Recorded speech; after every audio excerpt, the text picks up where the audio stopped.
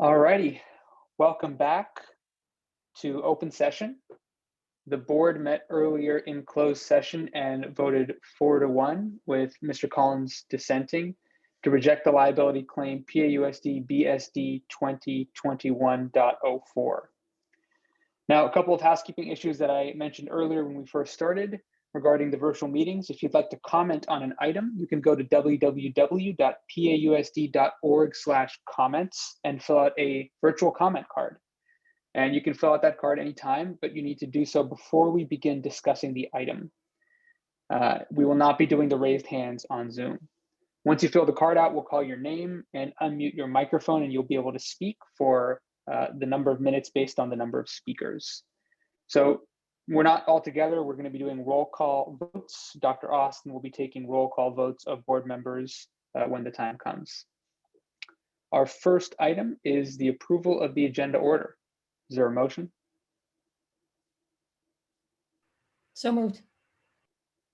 A second? Okay, motion by Mr. Brienza, second by Mr. Collins. Dr. Austin, would you take the vote? Yes, I'm not seeing our student board members. Derek, are they on? Yes. There they are. Okay, now they're there. All right, Miss Atla. Aye. Mr. Lee. Aye. Slaughter-Merrick. Aye. Mr. Collins. Aye. Ms. DiBrienza. Aye. Mr. Dauber. Aye. Mr. Drop. Aye. All right, agenda is approved. Why don't we move on to reports? Dr. Austin, take it away.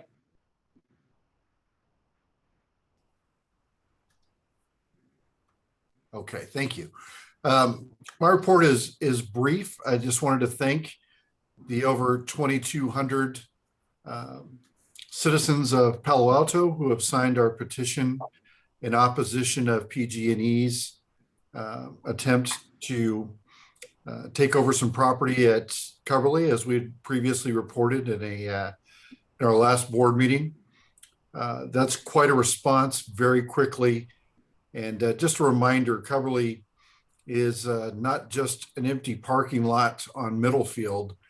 It is the pathway to Greendale School, which serves hundreds of students and has been just a cornerstone of our community for a very long time.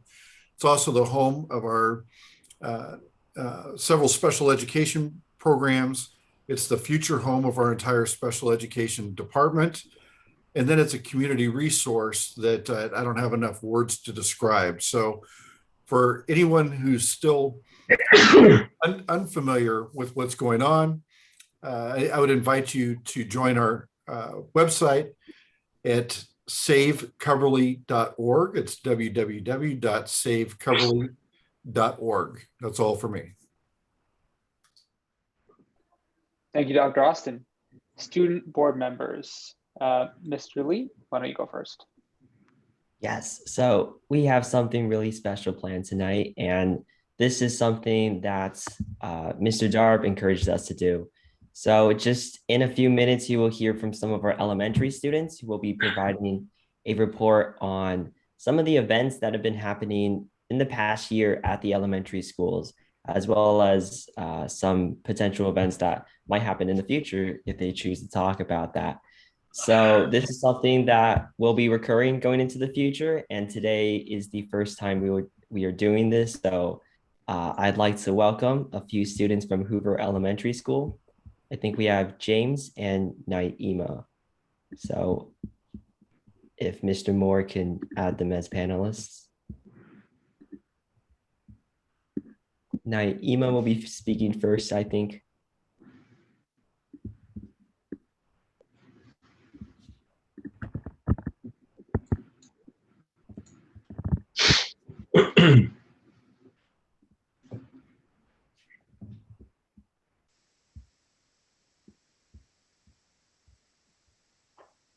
Go ahead, Naima, whenever you're ready.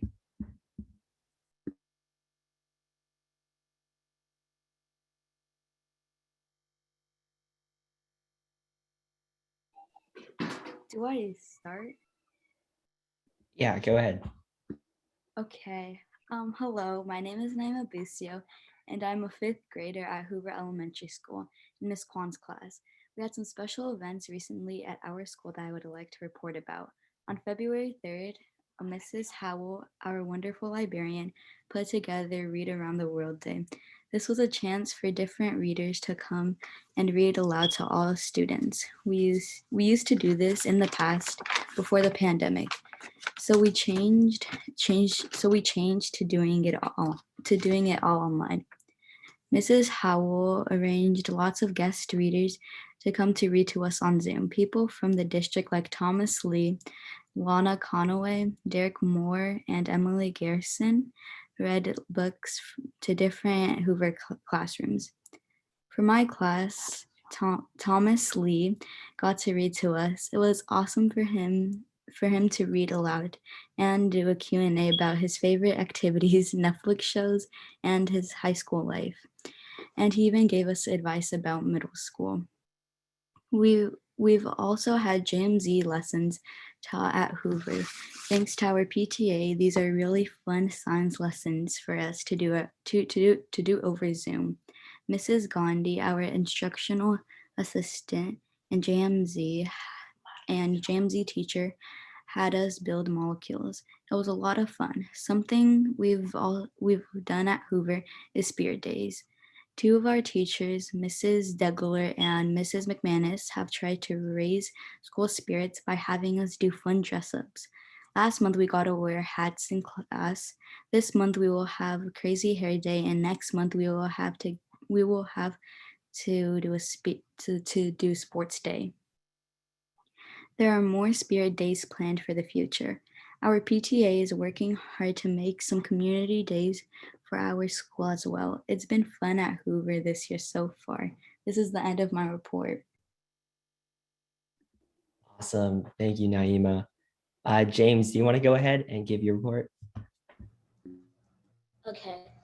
Hello, everyone. I'm James Cho from room 17, Miss Worthington's class at Hoover Elementary School, and I would like to share with you what I'm thinking about the World Read Aloud event a few days ago and other special events that have happened at Hoover. On February 3rd, World Read Aloud Day, we had a special event where Mr. Sherman, our beloved principal, read us a wonderful book, Oh No, George, by Chris Houghton. It was amazing, and I was impressed by how Mr. Sherman described and expressed the details vividly. It was very inspiring and taught us self-control. Self-control is one of the most important things when we are growing up, and this story is an example of that. Later on, we had a visitor from Gunn High School, Thomas Lee, who read us Wayside School is Falling Down by Louis Satcher. We also had a Q&A session with Thomas about middle school, high school, and life as a student board member, how he balances being on the school board and finishing his homework, and also what kind of electives students take in high school. Special events like World Read Aloud Day are very fun. For example, Halloween was fun because we dressed up in our costumes on Zoom, and there were many interesting costumes. It was exciting, and we enjoyed talking about why we chose these costumes. As one of the distance learning group students, I can't be more thankful for how our teachers, Miss Worthington, Miss Kwan, and Miss Ramanathan, and our principal, Mr. Sherman, have devoted to bringing us a vibrant learning experience in such hard times. Thank you all for supporting us. Awesome. Thanks so much, James and Naima. It was really fun and really great to hear some of the events going on. And I'll even say you guys do a better job at these reports than I do. So for the rest of the community, we'll be hearing from other elementary school students and middle school students in the board meetings to come. So stay tuned for that. All right, with that, I'll get into my board report. It's not going to be as eloquent as them, but let's do it. So we had our TEDx event, our annual TEDx event yesterday at Gunn High School. It was all virtual and we had a lot of great speakers come out, and I heard that it went amazingly well. So if people are interested in those speeches, they will be recorded and you can find them as well. We're also celebrating Black History Month this month. So we're highlighting African-American figures in humanities, leadership, athletics, and STEM. We're posting those on social media to help students get to know some of the prominent Black people in our society right now. We're also going to celebrate Lunar New Year this Friday. So that's another cultural event going on. Some things going on in the coming weeks. Gun hacks will happen this weekend. This is an opportunity for our CS students and our students who just love the code to have an opportunity to come together and make cool projects. I hear a lot of great things about it, so I'm sure students are excited. Our spring sports rally will happen next Wednesday as well, so we have some great things planned for that. We're currently in the midst of Love Week leading up to Valentine's Day, so it's a lot of also fun events planned for that as well. SEC released our first episode of SEC TV, and this highlighted student talents who submitted videos of them performing their talents and talking about their talents. That was a lot of fun. And obviously course selection is going on right now as well. So those are some of the big things going on at Gun, and I'll turn it over to Maida now. Thanks, Thomas, and a big shout out to James and Naima for doing such a great job. We are doing similar things to Gun. We are also hosting Love Week, which include Valgrams and Mathematics. Club Day 2 is tomorrow, actually, and we will be introducing a bunch of new clubs to our club charter. Course Selection Fair is something that Pali has decided to host this year in order to introduce and share upperclassmen experiences with certain courses to underclassmen. In collaboration with Gun, we're doing a senior survivor event. The publicity for that just went out. We are hoping to get a lot of participation on that. We also did our first episode of Seniors Got Talent. The Senior Events Committee is planning activities for the 21st of each month for the class of 2021. We are also helping host activities for the cohorts already on campus. In previous weeks, they've done Frisbee and soccer, and in the coming weeks, we're planning Cookies on the Quad. And in Focus, our school TV channel is highlighting Black History Month by showcasing videos on topics like the NAACP and other topics like that. Thank you. Thank you to both of you, and a really big thank you to Naima and James. It is really, really great to hear from you, to hear what's been going on at Hoover over the past year, because it's been such a strange and different year, and it was just fantastic to hear. And I'm looking forward to seeing what next elementary students we hear from, Thomas and Maida. So great job. Before we move on to the audit, there was one public comment on the superintendent's report that I'll be calling now, and that is from Rebecca Eisenberg.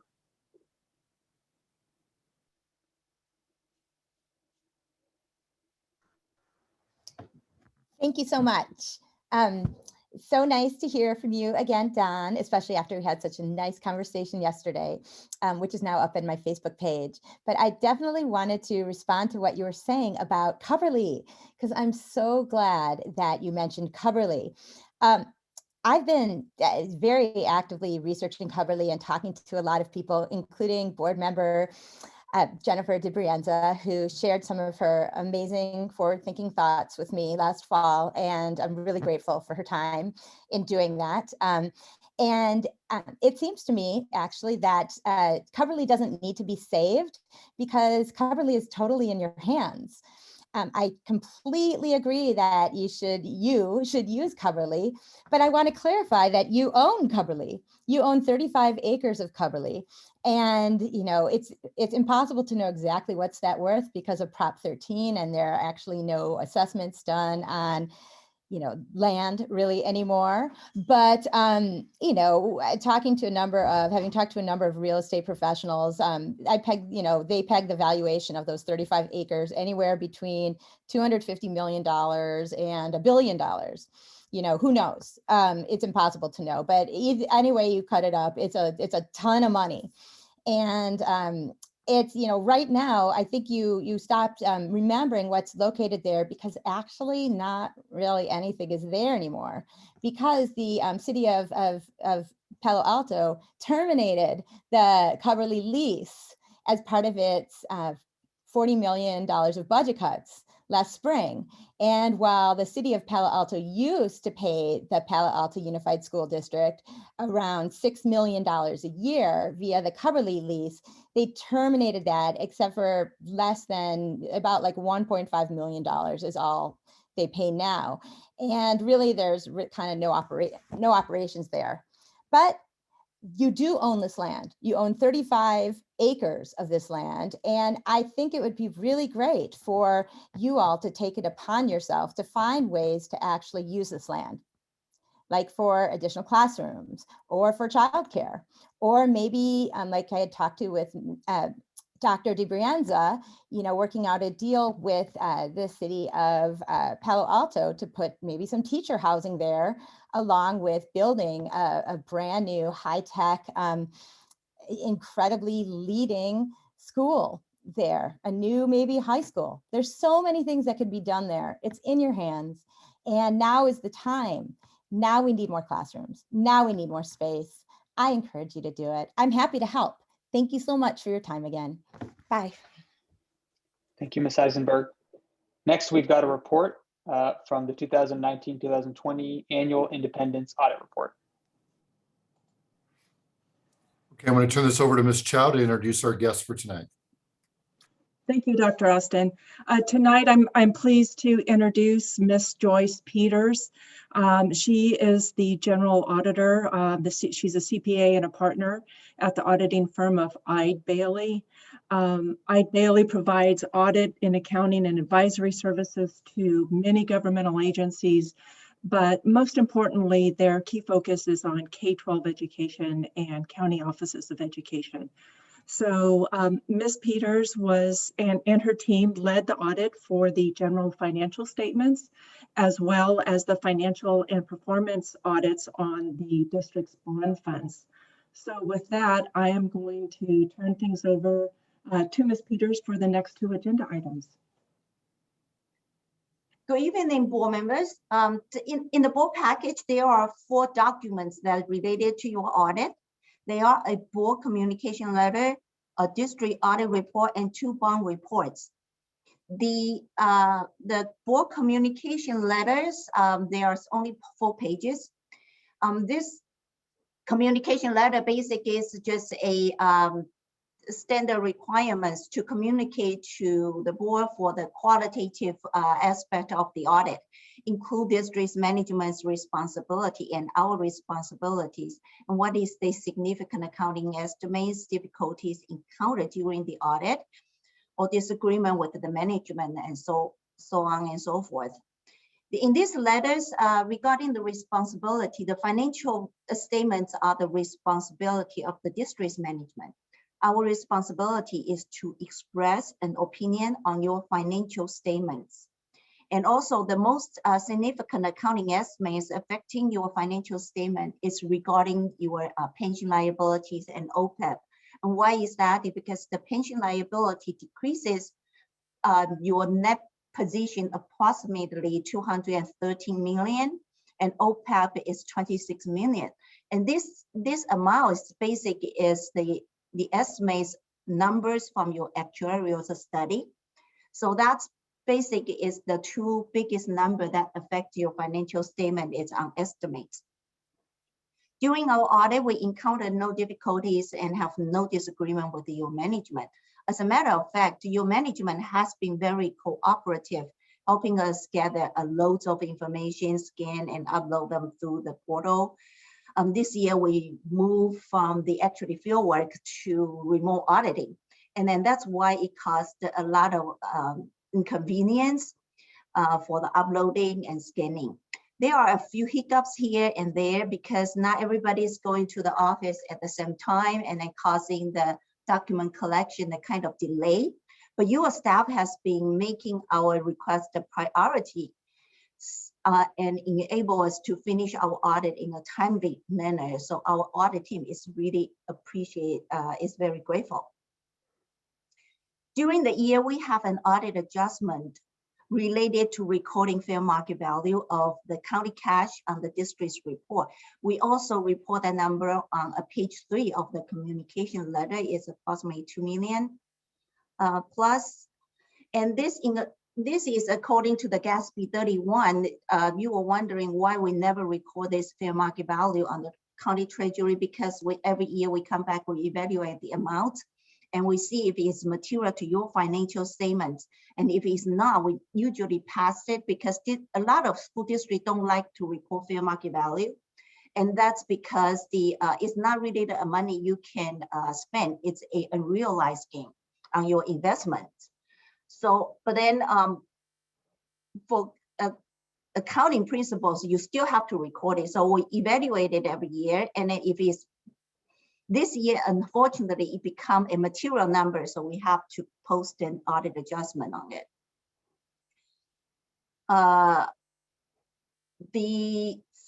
Now let's move to the district's reports. There's 105 pages of audit reports. Welcome to read through it. But the most important page is on page 10. That's it summarizes our audit results. And then in that page 100, it has several opinions. We expressed one opinion on your financial report, one opinion on your state compliance, one opinion on your federal compliance. For the financial statement, it's a modified report.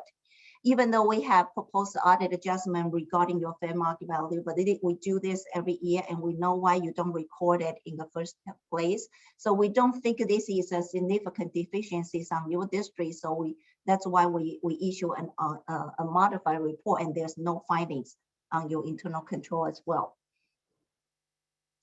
For the federal compliance, it is also a modified report. We selected special education this year as your major program. We looked through all the compliance requirements, and we didn't find any exceptions. For the state compliance, there's a lot of compliance you need to comply with. It is listed on page 97. Of all the compliance compliance listed on page 97, it with exception of middle college program, it's all a modified report. Now the findings on middle college, it actually is very insignificant on your district, even though in the ECHO, it says for the student participate in this program, they have to sign up at least 180 minutes of instructional time. When we audited, we noticed the program is run from 12 o'clock to 3. So it sounds like it's 180 minutes. But if we look through to the schedule, each class is 50 minutes. 50 minutes with 2 passing time, 10 minutes passing time. It's only accounted for 170 minutes. So you have 10 minutes short. And that's why it's a finding. However, your district is not funded by the state aid.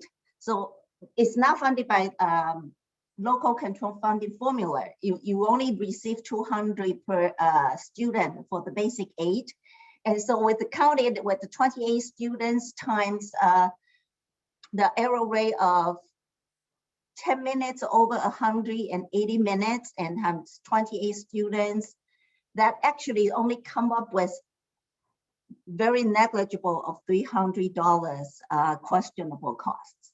So I think it's not something that you really need to concern about, but it's a non-compliance. So it's always good to communicate to the program sponsors. I talked to the districts that the program was sponsored by,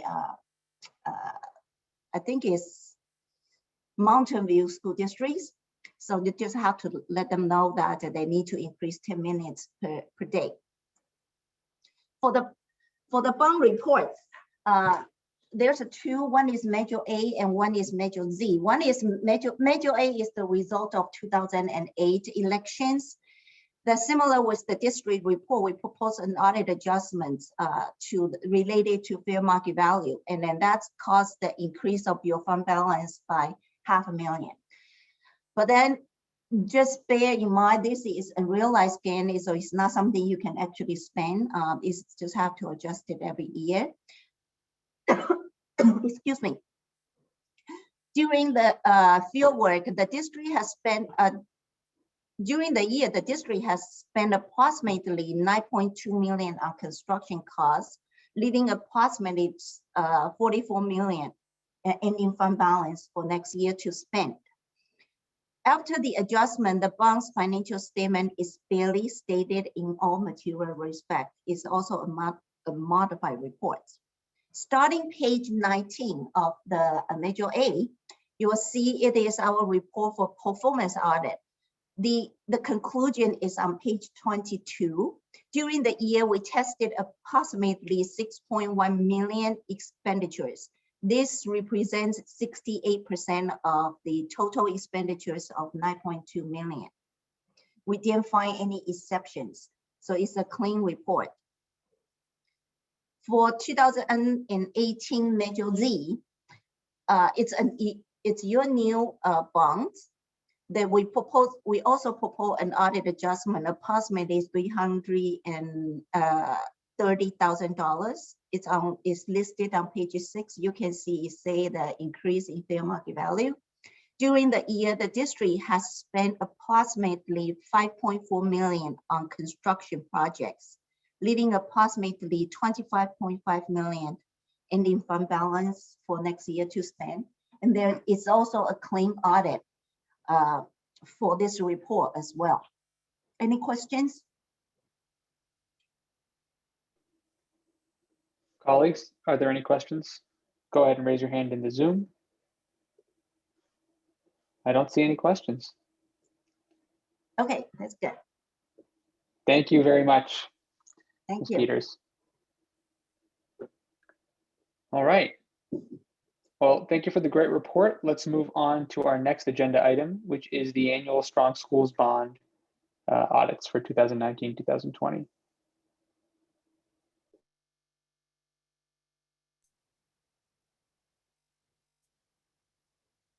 All right, Dr. Golden. Mr. Durop, Yes. the auditor did both of the items when she spoke. Gotcha. She did both back to back. Sorry for that. Was Dr. Golden going to address? I got it. Okay. Questions? That's great. We're good. Okay. We're Perfect. good. We're good. Perfect. All right. Then why don't we move on to open forum? Anyone wishing to address the board on a non-agendized item may do so at this time. And again, comment cards can be filled out at pausd.org/comments. It looks like we have 13 commenters on open forum. So everyone is going to get 2 minutes to speak. And as is our process, we will allow the student commenters to go first. So our first commenter will be Arush Banerjee, followed by Amar Srivastava, followed by Anand Asher.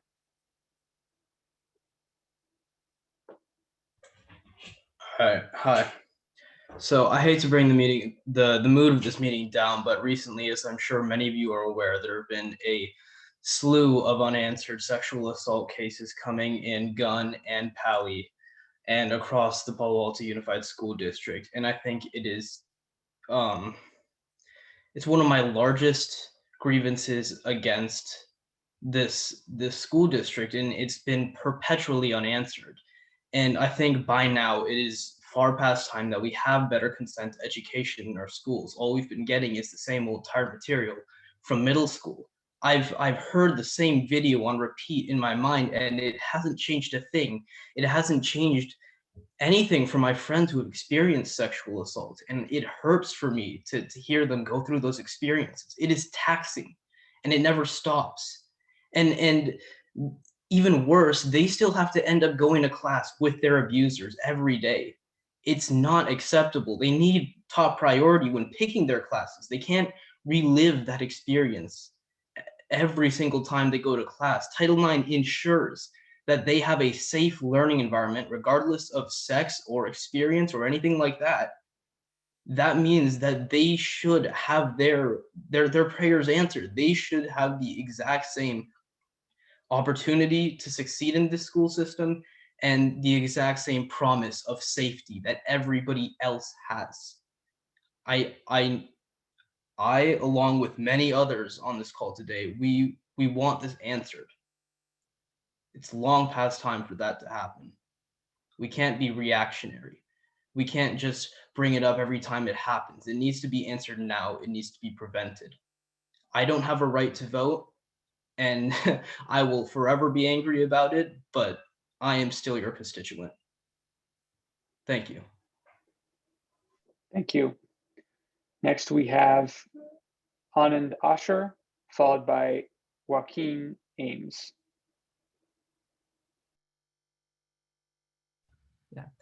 So dear board members, I am a junior at Cupertino High School, though I'm speaking as founder of an independent entity called Uplift.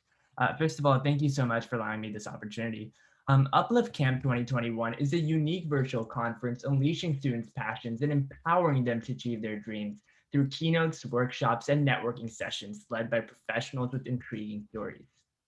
We know it's been hard and exhausting. Never in modern history have we faced 4 towering threats simultaneously, filling our communities with anguish and strife. These threats have insidiously shattered our lives, and our desire is to bring a smile to every student's face by nurturing a village of close-knit people and bringing a semblance of normality. Long gone are the superficial Zoom calls of quarantine. Instead, we're hosting everyone at the virtual Ritz-Carlton on a tropical island. From learning directly from professionals to serendipitous networking opportunities, rock bands to fireworks, boat rides to dance parties, tentative free food and swag, and learning by doing through hackathons, maker spaces, writing labs, and so much more for students to dabble in. We promise it's going to be an experience of a lifetime. For us, inclusion is of cardinal importance, and that's why this conference is free for all students. We'd love to collaborate with the Palo Alto Unified School District and give students this unique opportunity, and would love to discuss in further detail and lock something in. You can visit our website at uplift.xyz/staff. Thank you so much for your time. I really appreciate it. Thank you. Next, we have Amar Srivastava, followed by Joaquin Ames, followed by Kara Davis. Hi there, I'm Amar Srivastava. I'm a student at Gunn High School. I'm a junior, and I would talk about like Title IX reform and how we don't have enough. The schools aren't doing enough when presented with cases and reports of sexual misconduct and sexual violence. I personally am very close to many survivors of some truly horrific acts of sexual violence and sexual misconduct. And I firsthand have seen just how devastating and just how traumatizing it can be. And the fact that schools are not doing enough to prevent this is astonishing, and it's absolutely horrendous that not enough is happening to prevent it. And the fact that we're telling girls how to dress and we're telling people how to dress and how to is honestly also awful, because we should be teaching people how not to or how to not commit acts of sexual violence or sexual misconduct. I also know personally many people who have gotten away with sexual misconduct or sexual violence after reports have been made to the school district and the school board. It's just astonishing. This is what is perpetuating the rape culture in our nation, in our state, and our society. And it really needs change. And like Arish said, it needs change now. There is no more time to wait. There's no more time to answer. We need change right now, because this is an ongoing problem that happens every day within our school district. Whether it happens on campus or off campus, it affects your students, it affects your constituents, and that is a real problem. And it needs to be addressed right now. It's severely affecting many students. Thank you. Thank you. Next is Joaquin Ames, then Kara Davis, followed by Katya Marty Bai. Can everyone hear me? Yes, we can. Okay. So my name is Joaquin Ames, and while I'm not a student personally of the Palo Alto Unified District, I am from the Bay Area. I go to Redwood High School over in Marin. And when I've heard about some of the things that have been happening in Palo Alto, it just really struck me to my core and to my heart, because and especially when I've heard that some of these students are still allowed to or still don't have say of what class they're in, or with and some of them are with their abusers still in their classes. And it just really struck me in my heart too, because I've had a friend like that who had been through sexual assault and was still forced to go to class with her abuser. And despite the fact that I think that her case was never proved and never followed through on, it still really severely affected her ability to study. And I think that's a really important overlooked aspect of going to class with an abuser. And I just think that despite the fact that things might not be confirmed and while the abuser might not be proven guilty, I think it's still important for survivors to be able to choose a safe environment, like Arush said. And I think that's a factor that we need to focus on. And while I'm not part of the Palo Alto Unified District, I'm not there, I think it's still very important that this is addressed. Thank you. Thank you. Next, we have Cara Davis, then Katja Marty Bai, followed by Bryn Ewan. Hi, good evening. My name is Cara Davis. I'm the parent of a 5th grader and a 9th grader in the district. I'd like to take this opportunity to invite our community and our board members and administrators, our teachers, our students, and our parents to a webinar upcoming hosted by the PAUSD Parents Group on February 24th at 7 p.m. We'll be hosting a data-driven conversation about our schools, about COVID, our kids, and our community. And we're very fortunate to bring together a panel of experts in infectious disease, children's health and mental health, and epidemiology, some of whom are also district parents, including Dr. Aran Ben-David, Dr. Phil Grant, Dr. Shashank Joshi, Dr. Haley Gans, Dr. Sabrina Braham from Stanford and Stanford Children's Health, and Dr. Monica Gandhi from UCSF. Please look for more information, including a link to the webinar and an opportunity to submit questions on Facebook and our webpage, pausdparents.com. Thank you. Thank you. Next is Katja Marty Bai, followed by Bryn Ewan, followed by Jenna Mark. Yes, hi. I think I signed up for the wrong place. I saw that you will have a section on the reopening. Should I wait? Yes, and for everybody, if you have comments on reopening, we'll be talking about that in item 6B. Okay, fine. You can, yep. Great, thank you. Thank you. Then we have Bryn Ewan, Jenna Mark, then Heidi Voltmer. Okay, can you hear me? Yes, we can. Okay. So I want to say that I'm strongly in favor of reopening for in-person learning for all grades. Ms. Ewan, I'm sorry to interrupt you, but if your comments have to do with school reopening, we are going to have that on the agenda at item 6C. Open forum is for items that are non-agendized.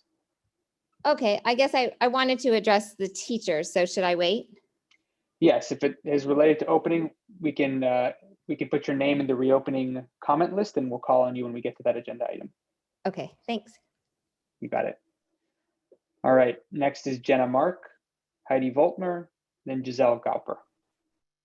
Hi, actually, I have to talk about something on the agenda for the reopen, which I'm not in favor for, so I can just wait till then. Please do. Thank you very much. Heidi Voltmer, Giselle Galper, Rebecca Eisenberg. Hi, it's Heidi Voltmer. You can also move me to the reopening because that's what I would like to discuss the reopening. Okay, will do. We've got Giselle Galper, followed by Rebecca Eisenberg, and then Keith Farrell. Hi, I'd like to talk about governance. I'm the parent of 3 kids who have been in the district, one who's an 11th grader, and I'm a career lawyer. I was a general counsel for a company that had about 1,000 employees when I left. I'm concerned that each of you is perhaps taking on a more operational role as board members, and I would like to just read the California School Board Association, a description of the role and function of California school boards. Citizen oversight of local government is the cornerstone of democracy in the United States. School board members are locally elected public officials entrusted with governing a community's public schools. and this is the salient part. The role of the school board is to ensure that school districts are responsive to the values, beliefs, and priorities of their communities. Boards fulfill this role by performing 5 major responsibilities: setting direction, establishing an effective and efficient structure, providing support, ensuring accountability, providing community leadership as advocates for children, the school district, and public schools. These 5 responsibilities represent core functions that are so fundamental to a school system's accountability to the public that they can only be performed by an elected governing body. Just as these young students were saying about the sexual assault claims, the issues regarding safety at the school, whether they're sexual assault or COVID, please listen to the community and bring those directives back to the administration. It shouldn't work in the other direction. Thank you. Thank you. Next, Rebecca Eisenberg, Keith Farrell, and Warren Wagner. Thank you so much. First, I want to call attention to how articulate, courageous, and high integrity the students who called in were today, as they are in every meeting.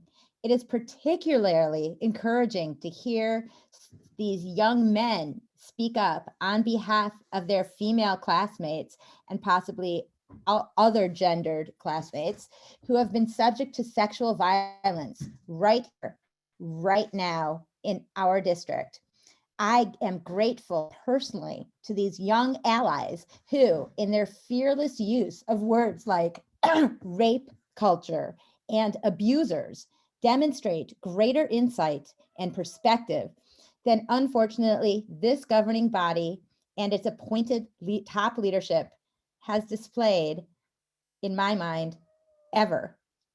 If the community ultimately seeks to replace this board either more quickly or at the next election, I would like to see leaders more like these callers put in charge, which is why I want to urge you again to put vote 16 back on your agenda and get that important measure out to voters as soon as possible. We have a generation of incredibly articulate, involved, and highly informed young people who are impacted by every decision you make, and they deserve to have a say in it. And here we see, with the example of sexual violence and rape culture, how urgent that is. Second, quickly, I just want to second the comments made by my friend and colleague, Giselle Galper, whom I've known for 20 years, as we both have worked as attorneys in this area for almost 30 years each. When you apply Giselle's criteria to what's going on here, Thank you, Ms. Eisenberg. And as always, you can email your comments to board@pausd.org. Next, we have Keith Farrell, followed by Warren Wagner. All right, can you hear me? We can. All right, 3 years ago, we were promised that PAUSD would start to take Title IX seriously and would do more to protect students, including those that have been victims of assault and harassment. Here's a statement written by PAUSD students. See if you can tell if this was written in 2017 or 2021. Some of us were violently assaulted and raped by fellow students. All of us tormented at either gun or pally by our abusers. None of us were properly protected by the schools, which plaster signs on their pillars saying, quote, "We care," and build wellness centers, a brittle facade to the harsh reality of life in PAUSD. All of us were silenced and belittled by the school district. Consistently, they took the perpetrator's side. When your job is to educate and protect students, you don't have the right to take the easy way out. This is an issue of our fundamental right to be safe at school. End of quote. That was written this year. So where is the improvement? And by the way, the petition these students set up has over 3,500 signatures. Previously, Jennifer DeBrienza and the school board blamed the issue on the lack of staff training. A big show was made to hire a Title IX coordinator and put together the RISE task force. The RISE task force has since been disbanded quietly, and the coordinator is now part-time. In a recent article of Verde magazine, DeBrienza now says the issue is that consent needs to be taught in kindergarten And parents need to be educated on how to talk to their children. Is that what the students have been asking for? Is that what parents need? Are those really the immediate issues? The students say they were silenced and belittled by the district. Where is the district's culpability in all of this? Don Austin has shown little to zero compassion to the students' pleas. He seems more concerned with athletics starting and protecting the parking lot at Cubberley. He actually said there's going to be a battle with PG&E when asked about Cubberley. What has he done for assault victims? Has he battled for them? Did we hire a superintendent, or did we hire a glorified athletic director and part-time security guard? Thank you. We have one more commenter, Warren Wagner. Hello, I'm Warren Wagner. I graduated Pali in 2019, and I want to thank the speakers who already brought up sexual violence because I'm surprised it wasn't on the agenda. I just want to talk about prevention because in my only time at Pali, the only interaction I had with administrative engagement in the realm of prevention was through assemblies or, like the last speaker just said, posters. And the assemblies were actually good, but the problem of patriarchal violence is just so much deeper. And I know this is learned from corporate, everyone just does assemblies. It originated from corporate entities trying to limit liability. But I just want to say that there are other blueprints out there. There are women of color organizing that have created structures and community like participatory, person-to-person, deep organizing to prevent sexual violence without calling the police is why it originally came up. And I think I don't have any firm answers, but I just really want people to heed the call to not only involve survivors by facilitating their healing after the fact, but involve them in building preventative structures. And again, most school districts don't do this because our society is patriarchal and we don't protect survivors. But I just want you guys to be creative and be bold, and the administration can't hand these things down. It takes the community and it takes every individual. But I know that we have the compassion to do so. I just think we need some facilitation from the administration to help things along. So just nothing immediate that to suggest, but just please be creative and involve survivors and try something new because we need to do better. We need to be more personal and be more imaginative. Thank you. Moving on from open forum, we're now moving to the consent calendar. The items on the consent calendar are considered routine and will be approved in one action without discussion. If a member of the public wishes to comment on any consent item, or if a board member would like to pull an item from consent, we will consider it directly afterwards in action. We have no comments on the consent items. Board members, would anyone like to pull an item or move to approve the consent? Ms. Chow, did you have something? Yes, I would like to propose that item S be removed from consent and be considered separately. Okay. Mr. Collins, did you have something else? Ms. Chow beat me to it. Great. All right. I move we pass the consent agenda with S removed. Is there a second? Second. Dr. Austin, if you would please. Certainly. Mr. Lee? Aye. Ms. Atla? Aye. Mr. Collins? Aye. Ms. DiBrienza? Aye. Ms. Lotomeric? Aye. Mr. Dauber? Aye. Mr. Drop? Aye. All right. The consent items pass, and we're moving directly to 4S, which was approval of purchase orders. It's now in action.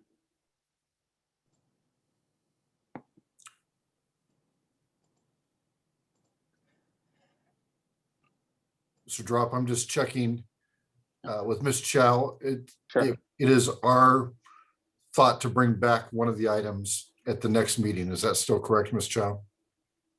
That is correct. And so I think what the request is to approve the purchase orders without the PO for Autism Partnership, will we gather more information and bring that item back? Okay, is there, Mr. Collins, did you have something? I move that we approve the item with that change. Okay. I second. Yes. Motion by Mr. Collins, second by Ms. DiBrienza to approve the item with the change suggested by Ms. Chow. Dr. Austin? Yes. Ms. Atla, Aye. Mr. Lee, Aye. Ms. DiBrienza, Aye. Mr. Collins, Aye. Ms. Latimerik, Aye. Mr. Dauber, Aye. Mr. Drop. Aye. All right, let's move on to item 5A, award of contract to Kratos Engineering. Okay, numbers 5A through 5C will go to Dr. Golden. Thank you. This first item is a bid to repipe Palo Alto High School. The pipes are 50 years old, 50 years plus old. This is a one read item because it's award of a bid. It's the last of the 11 reads on projects, and the bid was good. The bid was good. We had 5 bidders. That's always good. The bids themselves, there wasn't an outlying low bidder. The second lowest bidder was within 3% of the prevailing lowest bidder, and further, the project is estimated with this bid to come in within budget. There's no budget increase required. These are contractors that don't bid school district buildings. They're not general contractors. They do piping. They often are subcontractors to a general that does a school building, although they do major projects themselves. This low bidder, Kratos, is good. They're we haven't done business with them before directly. We have checked their references thoroughly, and we're quite comfortable with awarding to this particular contractor. Thank you, Dr. Bolton. Colleagues, do we have any questions or a motion?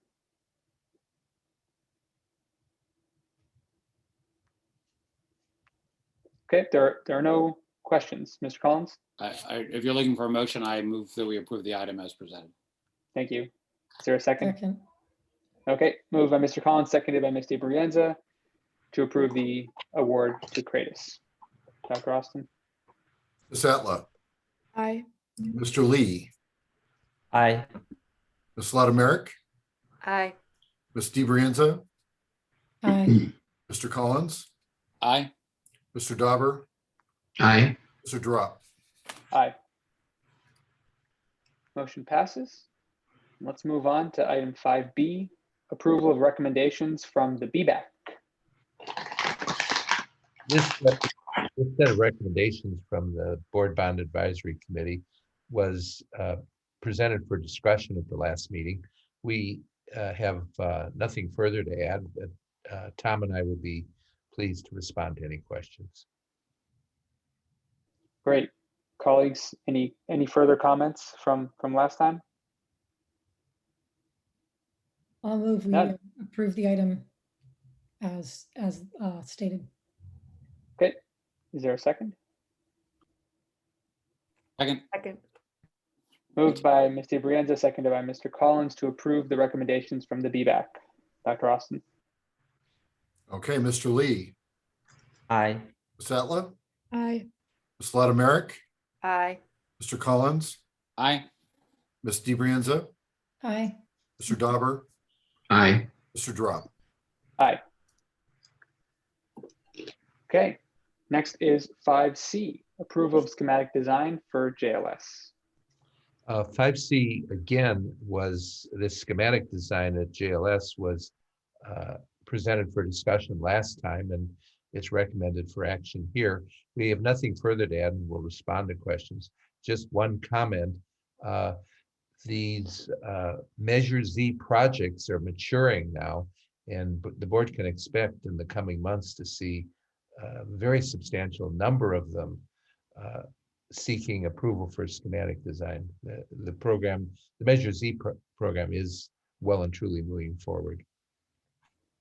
Thank you, Dr. Colton. Colleagues, comments or a motion? I'll move we approve the item as presented. Second. Okay. Moved by Ms. Brienza, seconded by Mr. Collins to approve item C as presented. Mr. Lee, Aye. Ms. Atla, Aye. Mr. Collins, Aye. Ms. DiBrienza, Aye. Ms. Latimerik, Aye. Mr. Dauber, Aye. Mr. Drop. Aye.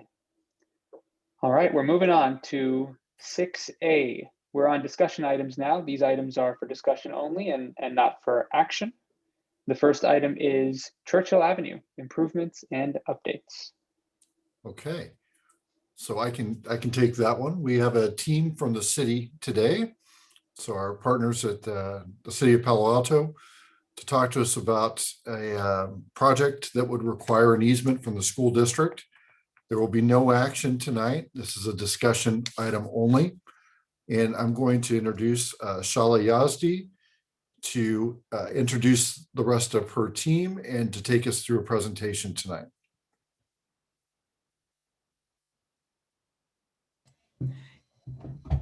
Good evening, Dr. Austin, members of the board. I'm here to, I'm the project engineer working on the Churchill Avenue Improvements Project. I think let's see, the few members of the staff that are here are Ripon Bhatia, senior engineer with our group, and Philip Kami, chief transportation official. Nate Levine is also a consultant from Sandus Engineer working on the project. I don't see the audience list, so if anyone else is here, please introduce yourself. Okay, so in the interest of time, can everyone see my screen? I don't think we're seeing your screen yet. Not yet, okay. I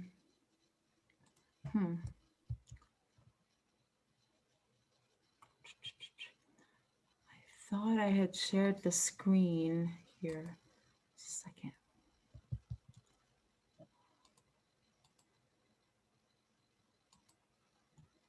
Okay.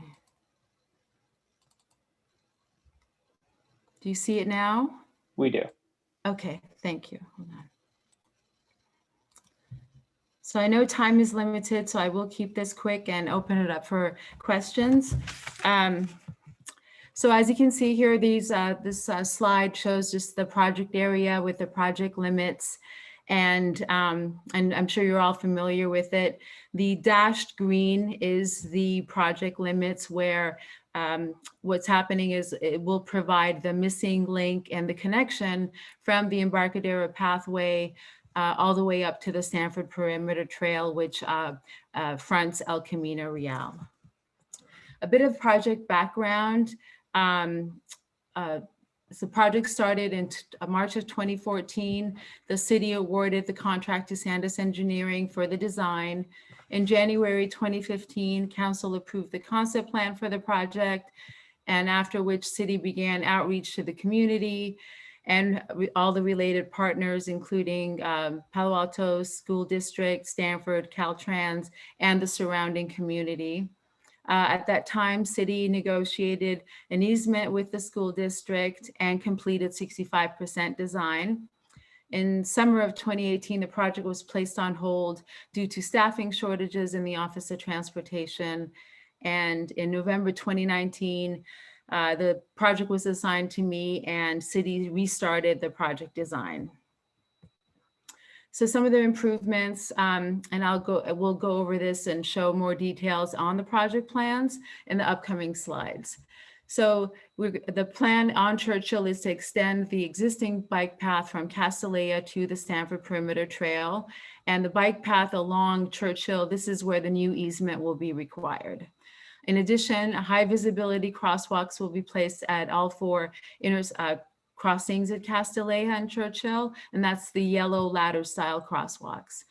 New lighting and curb improvements, raised crosswalk at Madrono, restriping and repaving on Churchill, and also landscaping and tree planting all along the school frontage. There was a question that came up. We are removing 7 trees, which we'll go over in the next slides, and we'll be replanting 15 trees. Some of the intersection safety improvements at El Camino Real include the removal of the pork chop island by adding a right turn only storage lane on westbound Churchill to northbound El Camino Real, and also enhanced bicycle and pedestrian crossings at all 3 crossings of the intersection, including improved signalized signal equipment.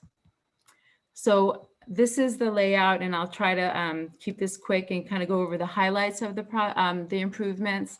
So this is Castilleja, Churchill Avenue. This is the driveway. So the path ends on your right here where the laser pointer is, and pretty much the idea is to continue the path along the school frontage. In addition, we are adding the high visibility crosswalks, an additional street light, and also the bulb out that you'll see was slightly bulbing out. And what this does is that it will slow the cars down as they're trying around the corner, which provides safety for both pedestrians and bicyclists. In addition, with the bulb out, the walking, it shortens the distance for the crossings. So continuing west, the bike path continues 2 lanes. It's a 2-way bike path. I'm sorry, I forgot to tell you that. In addition, we are proposing to add a speed table, which is kind of a raised crosswalk at Madrono. I know that the community was in support of this, especially the residents on the south side, especially for kids wanting to cross and get to the sidewalk and to the bike path. In addition, we are striping. So right now, the south side, so going eastbound on Churchill, we are delineating the bike lane and highlighting the parking lanes. So cars and bicycles, and they can, they will have enough room to maneuver. So before we start, go to the El Camino intersection, I just wanted to kind of show the existing configuration or bring it to your attention. So as you can see right now, there's a pork chop island and a crosswalk without any sort of push button on the signal. There's no crosswalk on the north leg. And so what kids do is I think they just run across. I'm not, there is no push button here. So to get to the other side, they will have to cross from one side only. So what we are proposing to do with this intersection is by removing the pork chop island, we're able to kind of add this safer, a right lane, a storage lane going westbound onto El Camino Real. So the 2-way bike path continues in addition to the sidewalk. And so both of these paths will cross El Camino. So again, the pedestrians will cross where the red stamp crosswalk is, and the 2-way bike path is right next to it. And so what this does is provides the opportunity for kids coming from College Terrace, as they take the Stanford Perimeter Trail, they now have a way to get to school using, using the bike path, since it's two ways, and just coming down to the school. So whereas before, I think they would come and use this side, and then somehow they'd have to get themselves over to the north side of the Churchill. In addition, so I said that we're adding a right turn lane that provides for about 6 cars to safely store there. And I know that will help with congestion. We've heard a lot of comments from everyone that cars are backing up way past the driveway of the school district building. In addition, so the crossings are now, so we have, in addition to the south, we're adding the north side crossings. So this is just kind of shows you the quick existing cross section as it is now. This is the left side is the school. So the traveled ways kind of vary from 9 to 9.5 feet. This is the sidewalk and planting. And again, the parking and the bike lanes were just never delineated. So there's just one open space for both to share. So what we are doing here, so we were able to get two 10-foot lanes, which really will be comfortable for buses and large trucks to drive there and not, meander through in the bike lane. So, and then it'll be enough room for them to stay in their own lanes. And also what you'll see is the 8-foot bike path and again, on the left side. In addition to the improvements, there are two transformers right next to the driveway. This is, I guess, placed with the existing utility easement. It provides power to both the school and also the surrounding community. We have been able to identify a new location, which is just about 7 feet to the north of the existing locations. And so what will have to be done is the existing easement will have to be amended. So the next steps, we'd like to finalize and confirm the design and the easement details with the school district. Following that, we are planning to go out to the community and remind them and give them an update on the project status and just, I think it's been a while since they've seen this project. Finalize the design and landscaping plans, and also submit plans to Caltrans for approval. The intersection of El Camino is under Caltrans right away, so we will have to get a permit to make the changes. And also complete 100% design and go out to bid for construction in early 2021. So I will now open it up to any questions if there are any. Thank you. We do have some community comments. So we have two community comments. The first is Rebecca Eisenberg, followed by Ken Joy.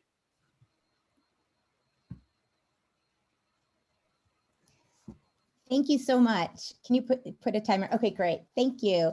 I am very grateful for this project, which I think is extremely important and which looks very well thought out and well protective of our students, especially those on pedestrians and cycling. So that's great. I wanted to bring up the fact that there's also right now a project going on with the city council about Churchill, which is the overpass project just on the other block. And in the report and in some of the things that were said, we're talking about coordinating with certain public transit organizations such as Caltrans and other regional authorities. I bring this up because I think that this kind of thoughtful approach is very much needed with regard to the process that's going on with the city council about the Churchill overpass, the grade crossing. What I was told, because I ran for city council and I was very involved with a lot of these conversations, is that the Palo Alto School District was invited to the meetings, but never showed up. This is what I was told. So don't, shoot the messenger. I have no idea if that's true or not. But so the tentative plans that the city has made, which are only tentative, do not appropriately, in my mind, take into consideration the needs of our school community. And I'm so grateful for this presentation tonight because I've been meaning to bring this up to the right people for a long time, for months. And hopefully you are the right people, that our city needs to hear more from the school district. That I don't know also if you know, relatedly, that Castellea is hoping to do this huge development that is going to divert literally millions of dollars from the school district to this private school. And maybe most upsettingly is that they plan to put an underground garage on Bryant Bike Boulevard, where hundreds of public school students bike every day. So I love this presentation. It was thoughtful. It was considerate about bikers. Can you please get involved in this Castellea thing? Because this garage is only for 16-year-olds. No teachers, no staff are allowed to park there. Just 16 and 17-year-old drivers will be going on Bryant Boulevard in and out of a parking garage that can't be safe. Anyway, that's all I want to say is gratitude for this thoughtfulness. Please consider coordinating with the city about the Churchill project, and please let our voice be known in other areas of cities working on. And Castellea is coming due very soon. So please, you can contact me for info. Thank you so much. Thank you. And then we have Ken Joy. Hi, thank you for the opportunity to speak tonight. I'll simply say, I think this is a great project. I appreciate the city staff coming to present to you. And I'm sure that you feel, as I do, that this will be a great connection. I hope you approve the plan and have this work forward. Thank you. Thank you for your comments. Board colleagues, let's have a raise of hands if you have any comments. Misty Brienza. I just want to thank staff who has worked on this for a number of years. When I first came onto the board 4 years ago, it was one of the first things that community members talked to me about, and it seemed like a great idea, right? If the city planners and the bike safety people are telling us this is what we should be doing to make it safer, I'm all in. And it fell off the radar for a long time, and when I saw it coming back up, I was really excited. Unfortunately, in the past year alone, we've had a bicycle death of one of our students, and we've had another student just last month hit while crossing a street. So we need to keep doing more, right? And if this is going to connect to really useful bike paths with this wonky place in the middle that I get nervous driving through every time because of bikes and cars, and I don't trust kids, and if I know where they're gonna go. So I'm really glad that this is coming back to us, and I'm enthusiastically in support of moving this forward. Thank you so much. Ms. Latimirak. Yes, I want to echo my colleagues' gratitude for the presentation. Thank you so much. I am new to the board, and I have a clarification question because it does sound like this project has kind of been presented and negotiated already. And I just want to clarify, is there something significant or material that has changed since it was presented to the community? Because I don't want to at the 11th hour kind of second guess work that's been going on for years, and it looks like a wonderful plan to me. And I just want confirmation that like the Safe Routes to School group and that has weighed in and that they're in support of this plan. And so can you tell me if anything material has changed since the community last weighed in and kind of gave its blessing?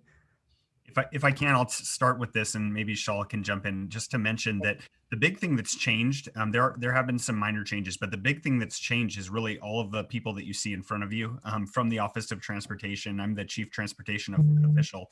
All of us are new to this project or new to the city.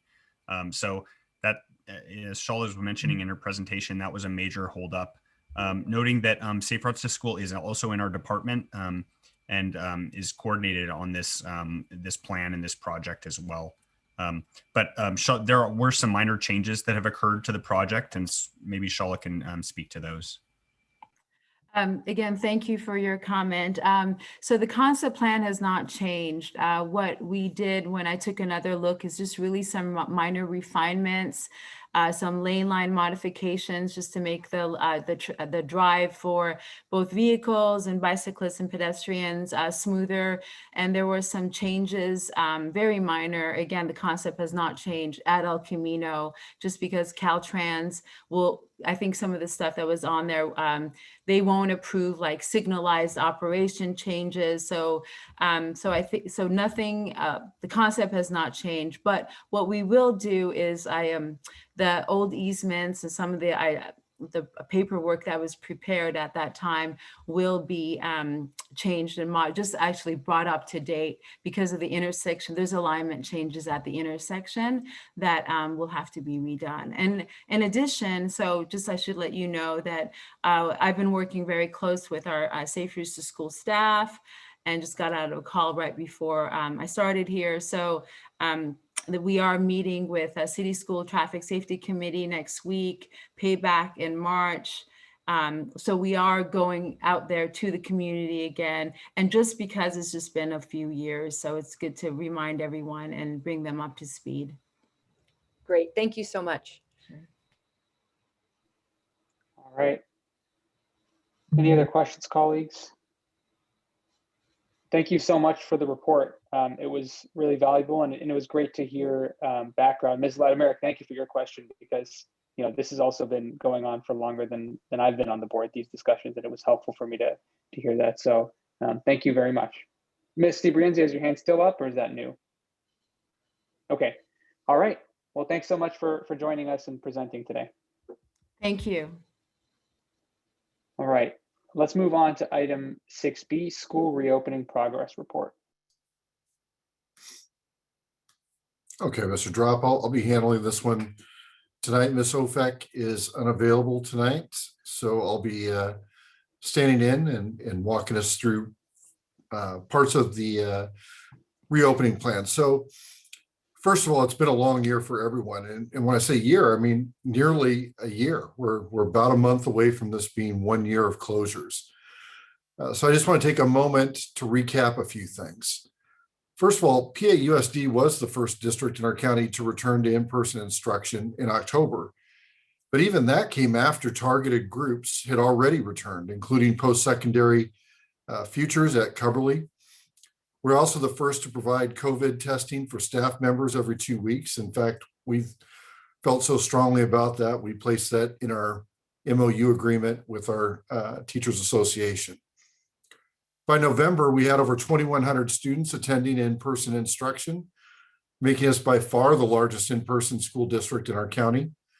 In fact, until 2 weeks ago, we were one of only 2 school districts open for in-person in our county. Now there's a third that's been open a couple weeks, but we remain the only K-12 school district using in-person instruction. The obvious question that we keep hearing is, okay, great, but why not grades 7 through 12? And I'm going to, by the way, go back and get 6th grade in just a minute. So in grades 7 through 12, it's worth reiterating that we've been prohibited from opening for in-person at the secondary level since December, when our county moved to the purple tier. And this was unfortunate given the fact that our Board of Education took unanimous action to open secondary schools with the date of January 7th, before that action was banned, about 2 weeks or so after our board had voted. Until recently, the guidelines included 6th grade as secondary schools. That's an important distinction because the rules are different for elementary versus secondary. But now 6th grade is seen as elementary regardless of where it's housed. So the change in the rules is now reflected in a change in our conditions in our path. So let's go to 6th grade. Great news. 58% of our families have selected in-person instruction for their 6th grade children. At Fletcher, 47% of the families selected in-person, Green 65%, and JLS right on our average at 58%. Students will return the week of March 1st. Our school principals have done an excellent job communicating the schedules and options with families. And I forwarded some of those communication efforts onto our Board of Education for their review. Elementary schools. We've already said we've been back since October with over 2,100 students.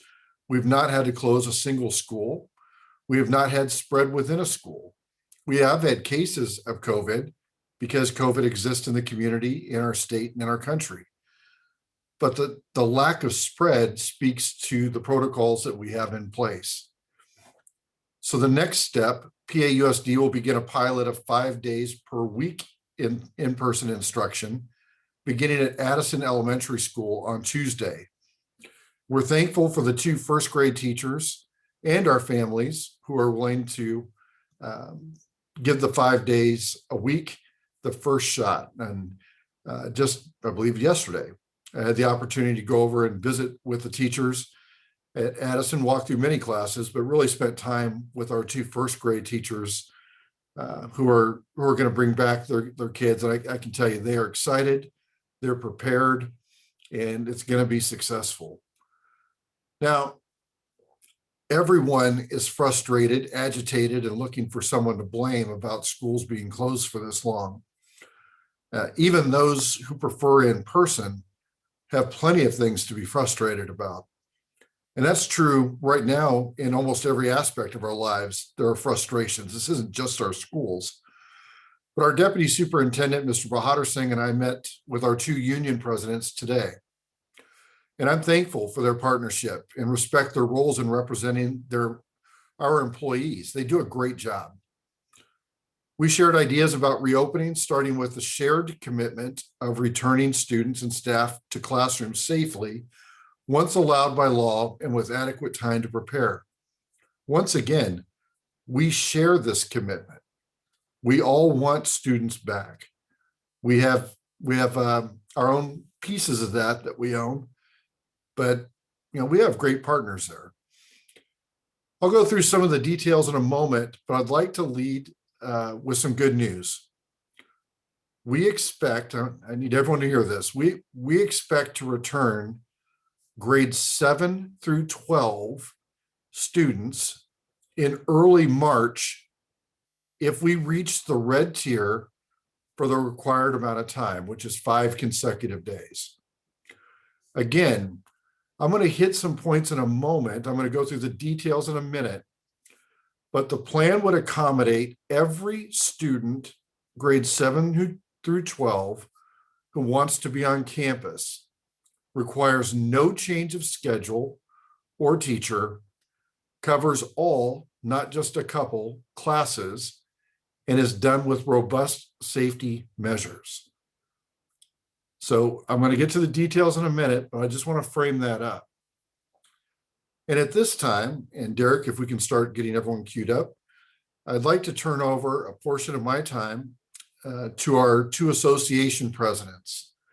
We'll hear from CSEA President Meb Steiner and PAEA President Terry Baldwin. They're going to share the time, and they've worked this out.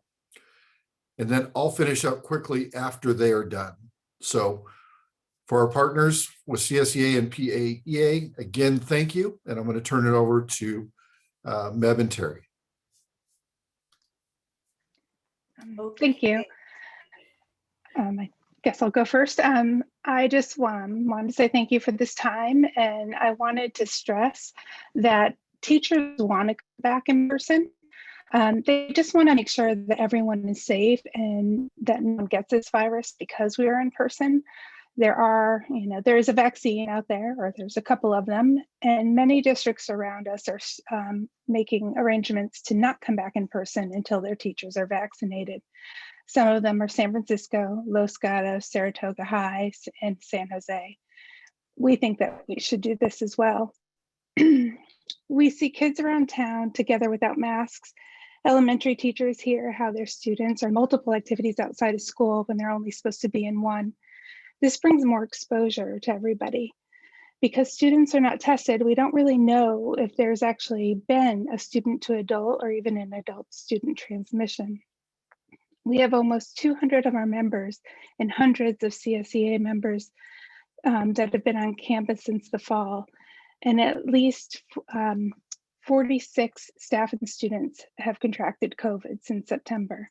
We believe that number would be higher if the county had had the 10-day reporting period that the state has now mandated instead of the original 48-hour reporting period. I wanted to say that I appreciate that Dr. Austin and Mr. Bahadur Singh met with Ms. Steiner and me this afternoon to discuss the plans before we heard about them here. They really listened to us and noted some of our concerns and questions. some more questions and concerns have come up when I was discussing this with the PAEA Executive Board today. And while we know that there might not be answers tonight, we wanted to make sure the questions were brought up, and we would be happy to work with the district together on them. We're sure that members are probably going to have some more questions too. So, but some of the few that we had is how will lunch work in a secondary setting and keeping safety? How will passing periods work to make sure that everyone's properly distanced and safety is maintained? What about classes like PE, theater, band, and chorus? How will they work? So again, I know we don't have all the answers, but we would definitely like to work on them. We would also like to stress to the community that we have always tried to work cooperatively with the district, and we think that we have.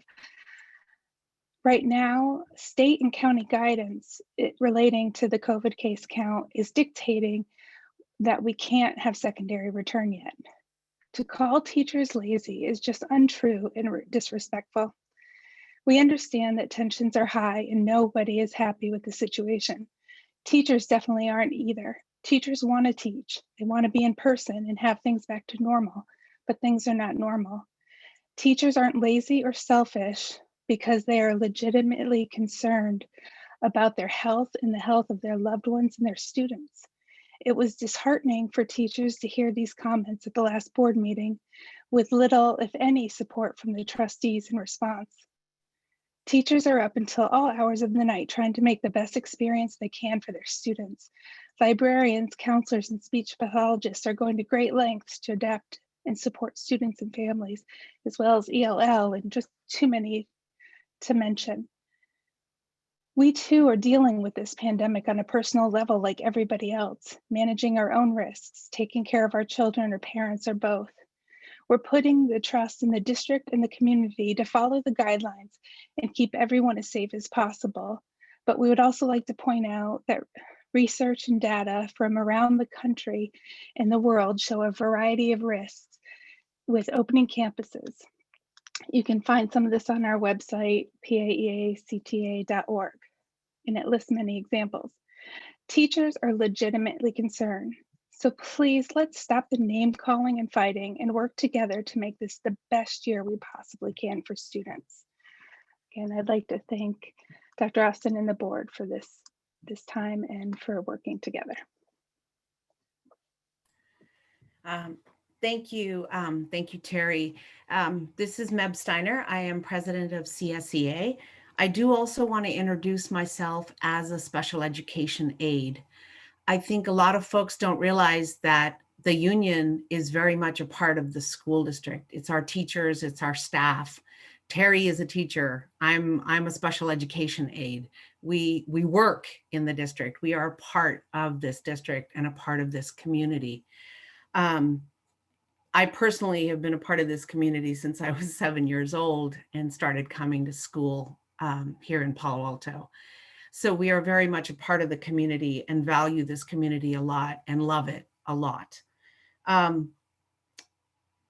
lot of what Terry, everything Terry says, I want to echo, but really want to emphasize, we know there is no substitute for in-person learning for all of us. That's what we all want. It's what CSEA has wanted, what PAEA has wanted, what parents want, what our board wants, what our students want. We'd love it to be normal, but we want to do it safely. We also want to do it equitably. We want to really focus on how do we meet the needs of those who are truly struggling. I think if COVID-19 has shown us one thing really clearly, it has highlighted the inequities and the gaps that we have. Just bringing folks back into buildings is not a panacea. We are still going to be dealing with all of the issues. Our students struggled with this beforehand. Kids who had academic struggles or achievement gaps or mental health issues or social emotional connection issues. These are not new issues. They have certainly been exacerbated by this virus, and we need to do all we can to meet those needs. And in meeting those needs, I think it's really important for us to think about what is the problem we're solving. And I don't want us to get into a false binary choice, schools open, not open. Our schools are open. They've been open. They're not what they used to look like. First, we did distance learning. Then we brought in, as Dr. Austin went through, our special ed. We have kids on campus now, and we'd like to keep them there. We would like to continue and have our schools open and stay open. So we would like to do it safely, and we would like to do it equitably, and we would like to do it carefully.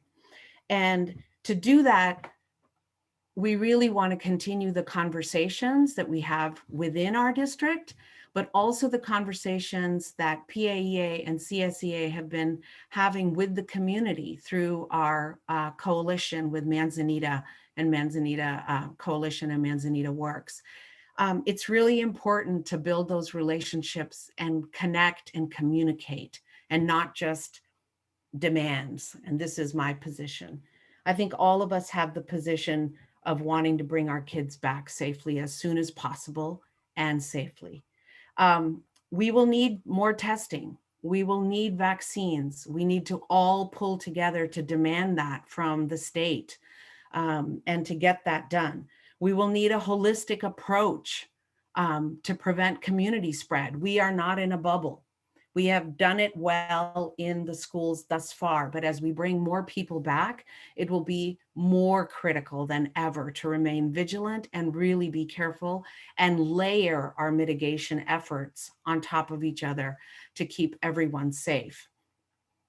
I just want to point out that for classified staff, they have been back since day one of shelter in place with our food service folks, with our custodians, with our maintenance team getting things ready. We have 125 different jobs in our district, and everyone has been working in person, remotely, or a combination thereof. We have folks ready and willing to train people to give vaccines. We're ready and willing to train people to be contact tracers, to do all of those things to help. We are going to need all of this. I also want to emphasize the impact on employees, as Terry did. It's the personal impacts. We are also parents, and we also have kids. We also have loved ones at home. We've lost loved ones to the virus and to other reasons, and have not been able to grieve like we normally would. So I really urge us to remember our shared humanity and our shared goal and our shared respect for one another as we all work together. And I really want us to think of the impact on employees who can't work remotely. And one of the big critical pieces for our folks is also having leaves for COVID-related illness or quarantine, which have expired. That's a huge burden and a stress for people and another worry. So I don't want to take up too much more time. I'm sure there is a lot of questions and concerns from our community and also from board members. I simply want to emphasize how much CSEA values a collaborative approach and an approach that focuses on our shared effort to have our kids back and keep everybody safe and do it in an equitable manner as well. And we stand ready to do that. So thank you. Thank you very much. All right, thank you. So drop, I have just a little bit of the detail work and then we can go to comments. Okay. Great. All right, so let's talk about what we're doing here. I was going to go through surrounding school districts models, but really that's kind of inappropriate for me to do. I don't want people talking about our models in their meetings. I don't want to misspeak on another district's item. I just don't think that's my place. I will say this, I've reviewed them all. I attend every county meeting with superintendents, and I speak to no less than 4, 5, 6 superintendents every single day to find out what they're doing. I know exactly what they're doing. As far as plans, I also want to remind everyone, when we go back to March of last year, we we were pointed to a lot of plans from other districts that never materialized. What was implemented is a tiny, tiny fraction of what was written in most districts. So really don't want to chase them, but there are some themes that have shaped up that helped us with our thinking. In this particular case, we weren't first, so that was actually pretty nice. So here's where we are. Secondary teachers would return to their classrooms on March 1st or the day after we return to red tier, if that occurs after March 1st. Again, some of this is out of our control. We don't determine when our county goes into red tier. 5 days after we return to red tier, or the natural breaking point, we wouldn't probably want to do this midweek, in-person instruction returns for secondary students. No changes of schedule and no commitment process. We saw the first time through that the commitment process was really hard for people. So instead, we're looking to divide students into 2 groups by alphabet. We can do some balancing there if it's not a perfect break. We can take care of that. It's just a math problem. Monday schedules will remain the same, meaning that students are at home distance learning on Mondays. It makes no sense to bring everyone in to rotate every 30 minutes. Students who wish to attend in person would go through their entire schedule 2 days per week in Zoom from the room model, which is the model that everyone is landing on. When I say everyone, I'm sure someone is going to send me an exception to that. I don't mean literally, but that is where people are landing. If students aren't feeling well, if they traveled, if they don't want to be in person, or they need to quarantine, they can simply follow the Zoom lesson from home. This is not one where you have to select, at least right now in our thinking. And again, if we run into a barrier that we just can't get around, I might bring you something in 2 weeks with a minor revision. But the idea here is you don't have to commit. And when I spoke to Maida and to Thomas earlier today, we talked about this. There could be days where you're like, okay, I really have to be around people. I have to go. Great. You'll have your assigned days. On your assigned days, come. You'll be there with the teacher. The teacher will be teaching their lesson on Zoom until the last some portion of the period, just like they do now when they turn over the last portion of the period, often for students to get started on their work. And that teacher can interact with the students who are in person at that point in time. You'll be with your peers. You'll be able to do some of these things. I'm hoping Mr. Lee will share one of his observations about textbook pickups that really hit home with me. So Mr. Lee, I'm counting on you. Teachers are in the rooms with the same number of students while using Zoom. That means that the teachers don't have to learn a new tool or methodology. They will continue doing what they've been doing. Now, we do not plan, and I really appreciate the work with both association presidents today.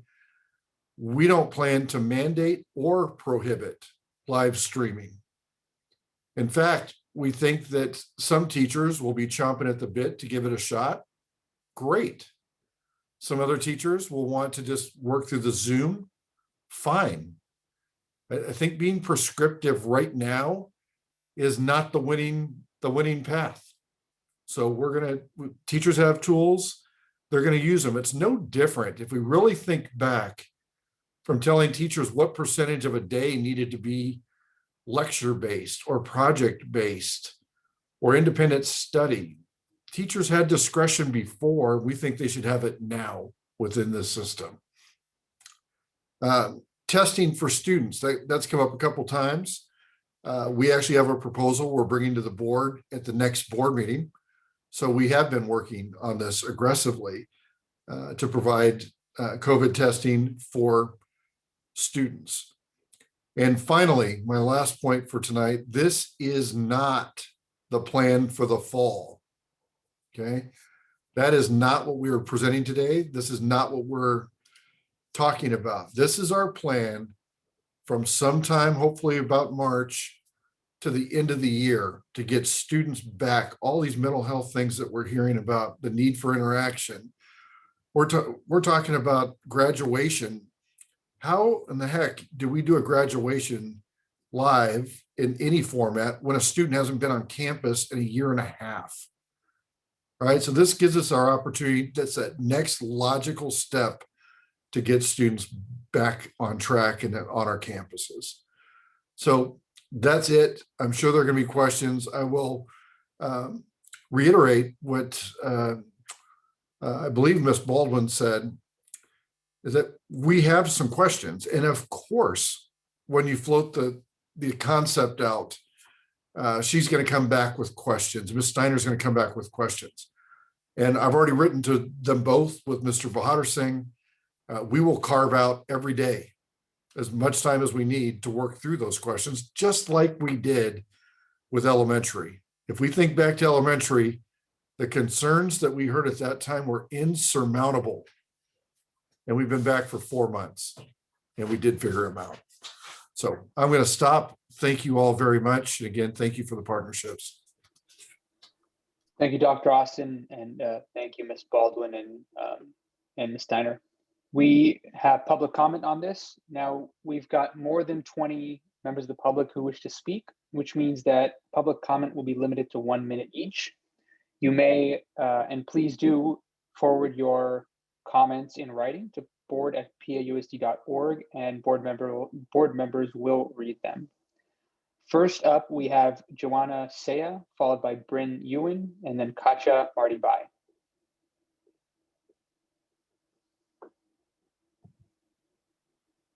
Hello, can you hear me? Yes, we can. I'm Johanna. I'm a 10th grader at Pali.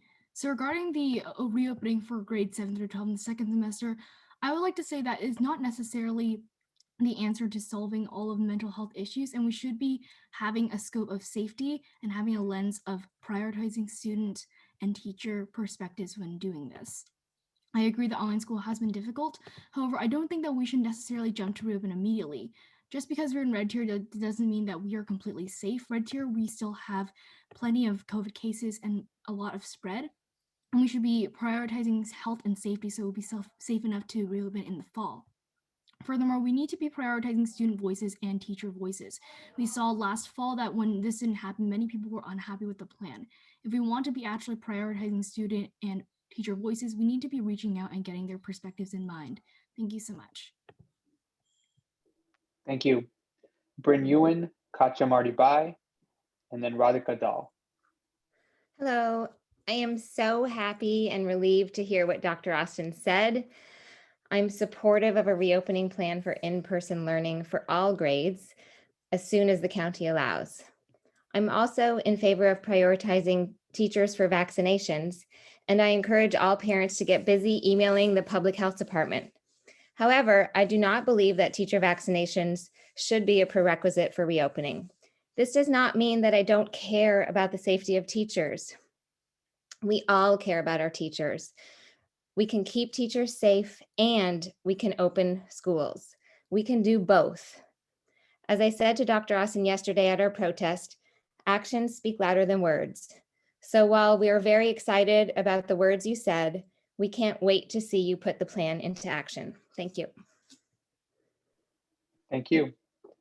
Next, we have Katja Marty-Bai, Radhika Dal, followed by Jenna Mark. Hello, can you hear me? Yeah. Yes, we can.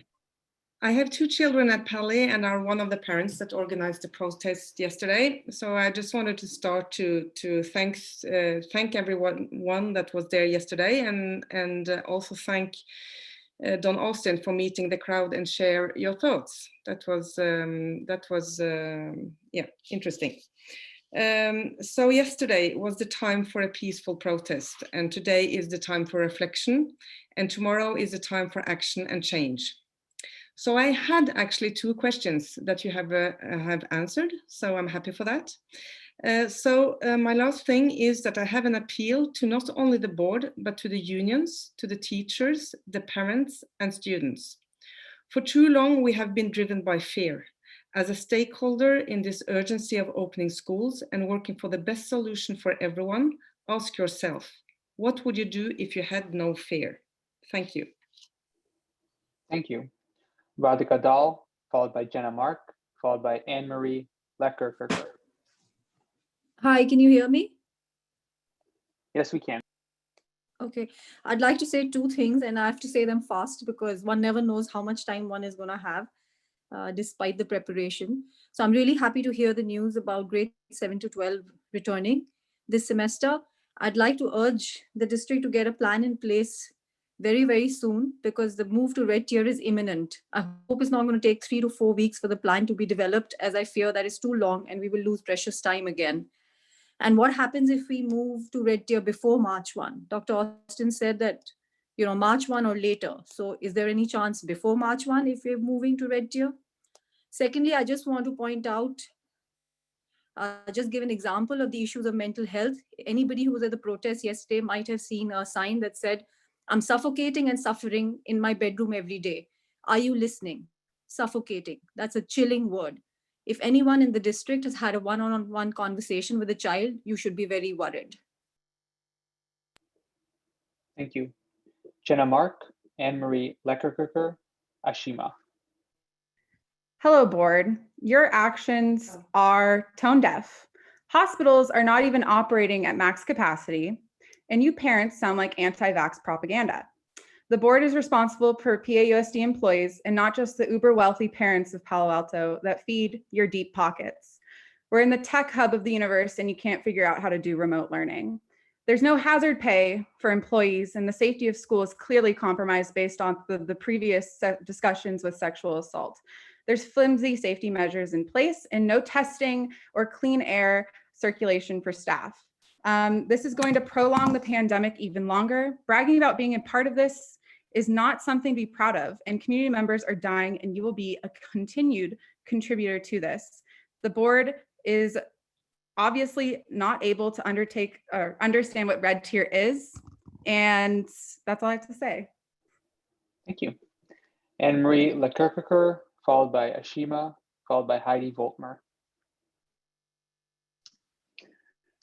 Hi, I'm Anne-Marie and I am a parent of a 8th grader and a junior. And here we are 11 months into distance learning and every day my kids need to log into Zoom, stare at their screens all day and the black videos just staring back at them. There's no social interactions, not even in breakouts. You're just all alone in your bedroom the whole day, chained to the screen. That is not a learning environment. And so we really need our kids back in school. So I applaud all efforts that I heard about just now to get our students back on campus for in-person instruction this semester. As a scientist, and I have a PhD in immunology, I am pro-vaccination. I am reassured by all the robust scientific data from all over the world and nationally demonstrating that schools can be safely reopened and it can be done without vaccination. And we have evidence in our district that it can be done. So please let our kids go back to campus for in-person learning. Thank you. Thank you. Ashima, followed by Heidi Voltmer, and then Stephanie Compton. Hello, can you hear me? Yes, we can. All right. First of all, a big thank you to Don Austin. I'm very encouraged by everything that he said today. I just want to say that let's base our school opening decision on science, facts, and guidelines from the CDC, not based on personal stories and fears. Our elementary schools have been safely open and the world is open and everyone who's back at work has the same risks and issues regarding their loved ones as our beloved teachers. Schools across the country have been safely open since last fall. Let's learn from them, and if they can do it, so can we. Let's reopen schools just like medical facilities, public offices, shops, stores, restaurants. All those frontline workers also have families and loved ones, but they are still back on their jobs. If things have gone well at hospitals and medical clinics, which have the highest risk of COVID, things will go well at schools, which cater to kids who have very low COVID risk. Parents. Thank you. Next is Heidi Voltmer, then Stephanie Compton, followed by one named Annika. Thank you so much. Thank you. As a parent who opted both of my children into the original hybrid plan, I'm so pleased that we're actually going to implement having children on campus, in school, in-person learning. My children have been struggling, one, academically, but both mentally. I would urge the board and other parents to be flexible. I was willing to opt in if there might have been changes in the teachers. And if this needs to be happening in the future, let's be flexible to help our children get the education, learning, and emotional support that they need. In addition, as the Dr. Austin mentioned in the beginning, many parents have already stepped up around the PG&E issue. So if the board and the school district needs us to come into action for vaccination for teachers, which again may not be required, but they would like us to, let's step up and be united. Let's come together with a plan to get our kids the in-person education they need for both their academic progress and their mental health. Thank you. Thank you. Stephanie Compton, then Annika, followed by Rebecca Eisenberg.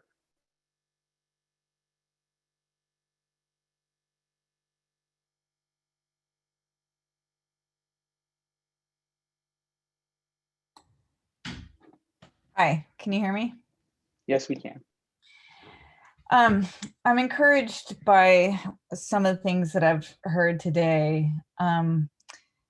It still hurts quite a bit when you see other schools in other counties, other states that actually have secondary kids in person. I really, really want to emphasize how desperate we are to get our kids back in school, socializing with each other and with their teachers. Right now, they are hurting so bad and are so lonely. They're going to need a lot of support and help socializing when they get back. And I would like to hear a promise that the kids will be full-time in the fall, every day with their teachers in person. That's all. Thank you. Next, we have Rebecca Eisenberg, followed by Josh Spira, followed by Paul Grayland. Hi, thank you so much. So first, I really want to request that you make your faces visible again, especially Don Austin's, because he became invisible last time, every time the community was speaking, and I don't think that's a good look. Anyway, I'll stick to one very quick point. Please give the teachers what they need to be safe. We have so much money. We have $1 billion of real estate. I can't stand this kind of bully closed pie negotiation tactic. Here's the deal, guys. Doing what's right and best for the other person doesn't mean it's worse for you. Making sure that our teachers have childcare, housing, the best and possible technology equipment, aides, smaller class size, and smaller classes, outside classes, all of those things help our students too. My mom was a teacher for 50 years. I'm the mother of 2. Students cannot succeed if teachers. Thank you. Next, we have Stephanie Compton, followed by Josh Spira, followed by Paul Grayland. Hi there. Thanks, everyone. My written comments from earlier are now sort of out the window based on Dr. Austin's earlier excellent news. So I'm so thrilled to hear that our kids are going to be going back to school. Just a couple things. I'm not only a parent in the district, but I'm working in a kindergarten, first grade classroom in person and have been since we started hybrid. And I was scared going in as well. But once you get there, you realize that it is safe and the kids are thriving, and our kids really do need to be back in school. So I know Meb said everyone wants to be back in school, but some of our kids need to be back at school. So this is so exciting for all of us. Another quick comment about the data on the PAEA website. It's pretty skewed. So it feels to me like if we're trying to lead with science, that we should share all of the data with our teachers, including the good news, not just the scary stuff. Thank you. Excuse me. Next, we have Josh Spira, followed by Paul Graylin, followed by Sherry Mulrow. Hi, can you hear me there? Yes, we can. Okay, thank you very much. Hi, everyone. My name is Josh Spira, and I have been a math teacher at Green Middle School for 15 years. In fact, I'm from Palo Alto, and I attended Jordan Middle School as a student once upon a time. I wanted to just say that in general, the conversations around reopening during this past year have really broken my heart. Just to see our community totally torn apart, it's really, really disheartening. Teachers feel attacked, parents feel not listened to, and I really wish that there was a way for us to heal. I also wish that there was a protest to get teachers vaccinated. How come things like that can't happen, aren't happening? Teachers have been working incredibly hard. We've changed the way we do our work overnight, and we're doing a great job. I had 2 parent meetings today where the parents thanked me for excellent distance teaching. All of our mental health is important, that of teachers as well. And I strongly urge the board to get in cut off. Thank you. Next, Paul Graylin, followed by Sherry Mulrow, followed by Olinda Marr. Hi, can you hear me okay? We can. This is Paul Graylin. I'm a veteran art teacher at Green Middle School. This is my 16th year teaching in the district. I would note that the board is once again conducting this meeting via Zoom to protect the health and safety of its participants, to discuss sending teachers and students back to enclosed environments in schools when we're at the height of a global pandemic. Everyone agrees that we are in a tremendously difficult situation. As a veteran teacher in the district, I want nothing more than to be back in the classroom with our students, but I want to do it safely. Putting anyone into a crowded and closed environment for 6 to 8 hours per day at this point in time is the height of irresponsibility. It shows extreme disregard for the health and safety of your staff and students. At least wait until your staff can be vaccinated. You can do better. Thank you. Thank you. Next, we have Olinda Marr, followed by Matthew Bernard, followed by Millie Gonzalez Balsam.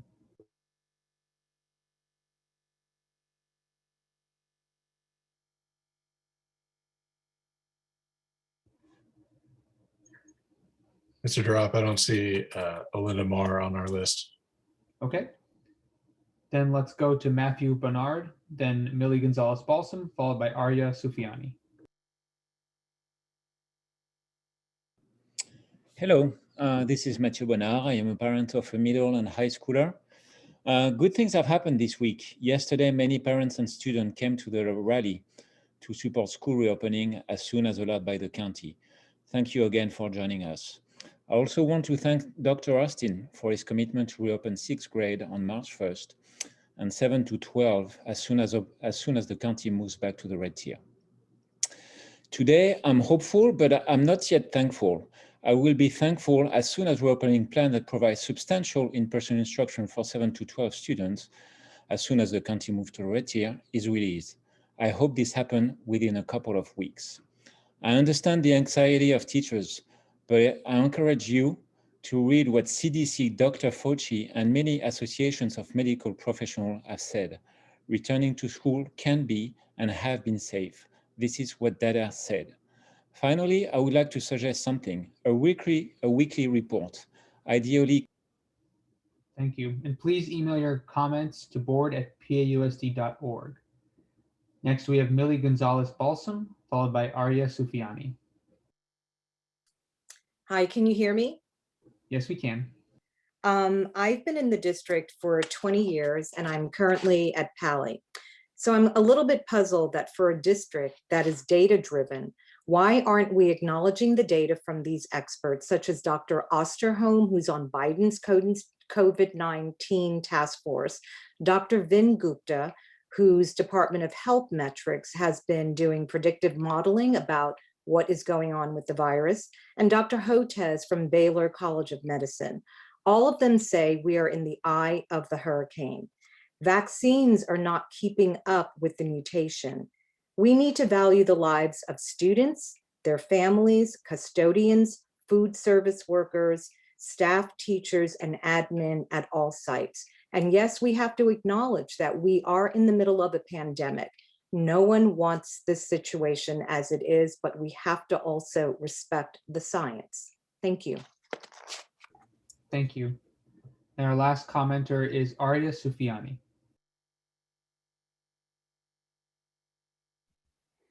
Good evening. Can you hear me? Yes, we can. Hi, good evening. My name is Arya Sufiani. I'm a student attendant at Gunn High School. I've been working with the district for about 2 years now. I love my job. I love my students. I cannot wait to see them. I'm very fortunate enough to be vaccinated, but I'm still not ready to go to work given I have very little confidence with what protocols are going on. There is no HIPAA filter. Staff, I don't see staff with N95 masks. There's not enough data about the new variants. I do want to support my students, but please, I'm 30 years old. I have other friends and colleagues who are dealing with the aftermath of COVID-19, such as brain fog and damaged lungs. They cannot walk more than 50 feet. It's really concerning. Please also consider our healths too. Thank you. Thank you. And we do have one more commenter, Shea Donnelly. Okay, can you hear me? Yes, we can. Okay, so while I would love to be back in school because I definitely think it is affecting all of the students' mental health poorly, I just don't think that it's plausible right now. At least the CDC states that kids won't get COVID vaccines until at least the second half of 2021. And while kids aren't as affected by COVID, teachers are, and kids can spread asymptomatically. And do we really want to throw the safety of our teachers and other admins down the drain for an education that we can also get online? I think that we have to consider all of the safeties and dangers of this and make plans from there. Thanks. Thank you for your comments. And thank you all for your comments. You can email more comments to board@pausd.org. All right, colleagues, if you have questions, comments, please raise your hand in the Zoom and we'll go around. Ms. DiBrienza. Thank you, Mr. Drott. I've got a bunch here, so just if it's going too long, let me know and I'll move it on. Thank you so much for the update on the teacher return. I know that so much has changed in the past few weeks, most notably county guidance telling us things look like they're changing. So I appreciate that you guys got on moving ahead with some return ideas. And March 1st or when we're back into red seems reasonable to Zoom sort of from campus, right? Who knows if that's going to happen in March or in May, but hopefully it'll happen sooner and we'll be ready when it does. Thank you for clarifying why we aren't currently open. I feel like we have this conversation a lot with parents. Obviously everyone really wants to be back when it's safe to be back. But often people are surprised that we actually can't open right now. So I think we can't say it enough. Thank you. First question, when we reopened elementary, we said that we'd have all safety measures in place by the day we opened, and we did, but that left a lot of staff and some families really concerned about whether or not, we could be trusted in that. And I think it's pretty clear now that we had some good things in place and it all worked out really well. We know that our secondary school classrooms will likely have students in them later in the year. Our staff working on that right now to get those prepared with checking ventilation, doing everything we did at the elementary level, but doing it at all the classrooms that could be coming back this year. That's an absolute yes. Yeah, including setting up some classrooms to start to find models of the best setups and barriers for students and 6 feet from the teacher's desk. Yes, that will all be the same. Great, that's awesome, thank you. I just want to note for the community that at this point, and Dr. Austin, tell me if this has changed, but I can't imagine it has, or we probably wouldn't be over Zoom. The county won't let government business happen in person right now, right? It allows for more community input and there's little benefit to it being in person. I would love to be meeting in person, but I think we are not allowed yet. Is that true still? Yes, this is not a decision that the board has made. to be on Zoom. This is a requirement because it's a government meeting that qualifies as a gathering, just different rules. And I would just add, it doesn't have to make sense. That's the rule and we're following it. Yeah, thanks. I'm wondering, as we start to bring more and more people back onto campus, and especially because the way that 7 through 12 would be set up, it wouldn't be cohorted, which it doesn't need to be, but obviously that adds some discomfort to people.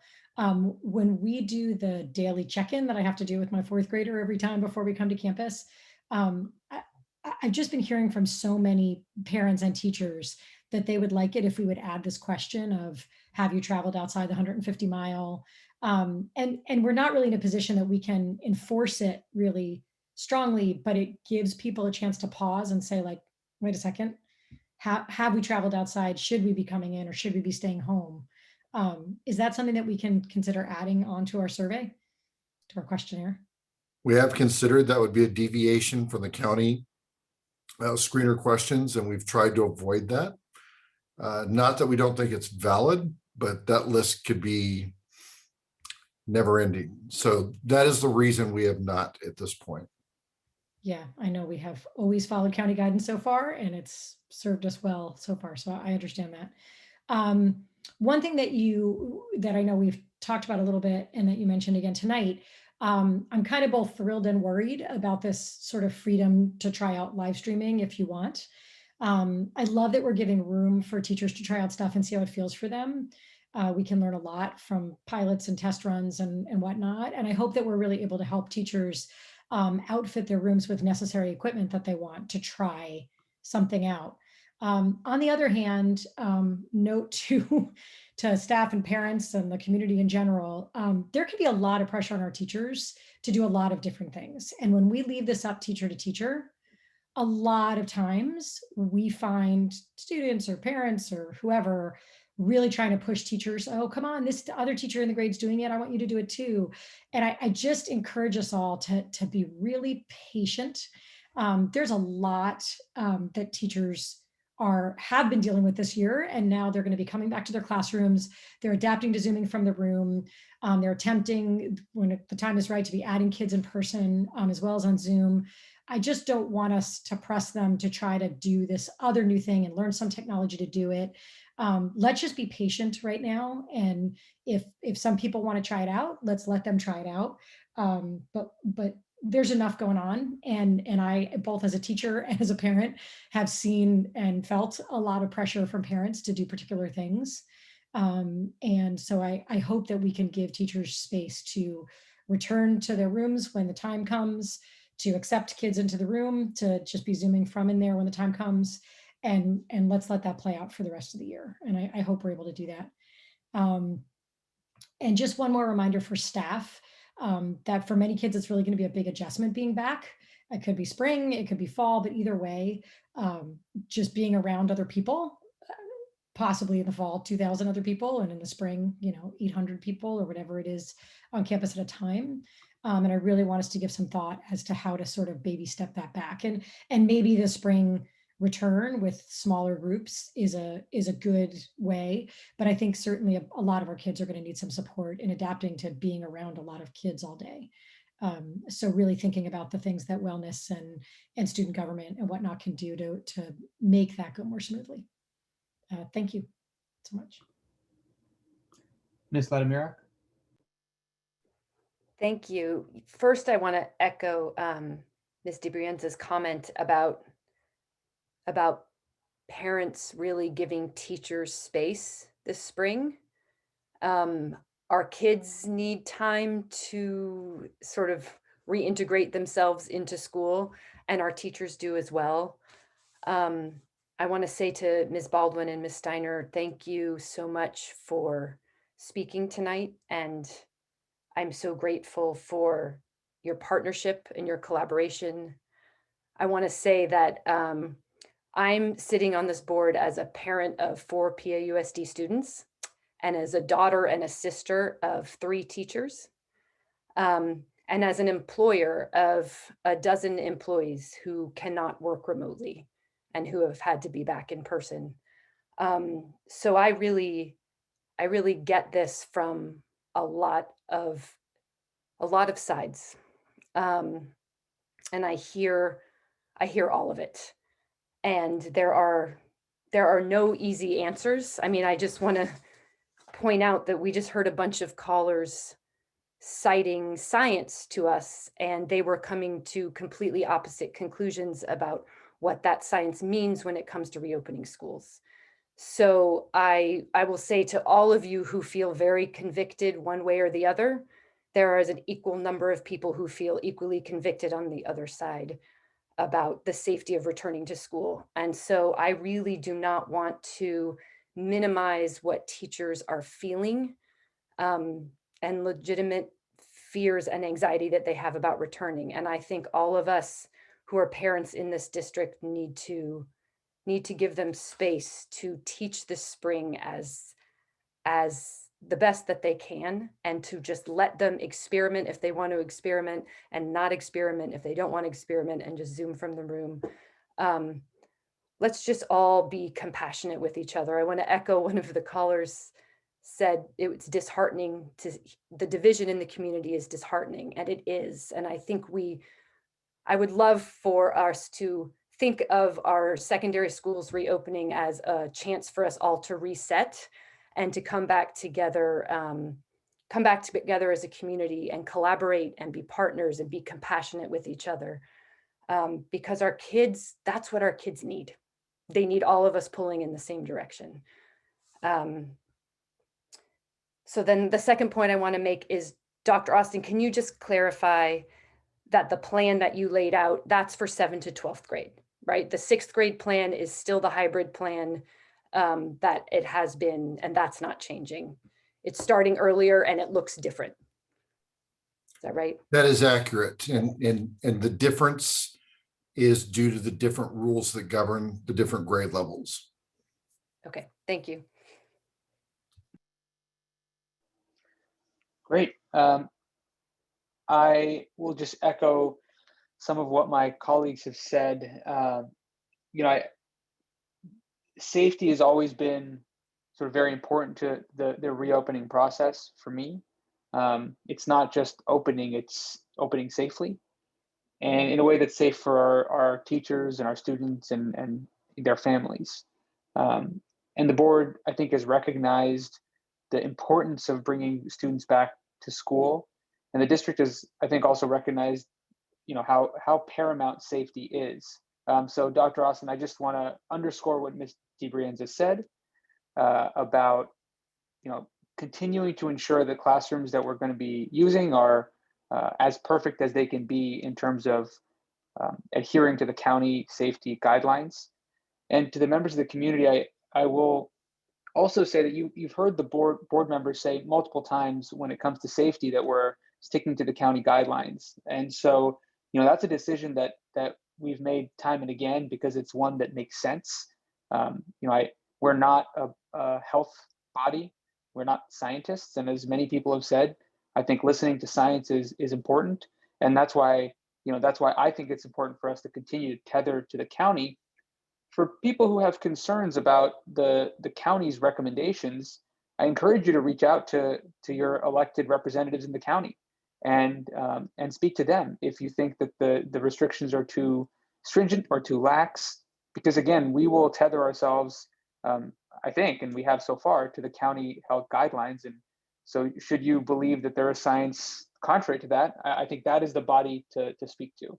And that may then trickle down to our actions. So, Dr. Austin, I was happy to see this, and most importantly, I'm happy to see movement forward in a way that collaboratively works with our teachers and staff through the logistical hurdles that we had presented to us earlier when discussing reopening. So, thank you for that, and thank you for the hard work, both Dr. Austin and Mr. Badr Singh, and our association presidents.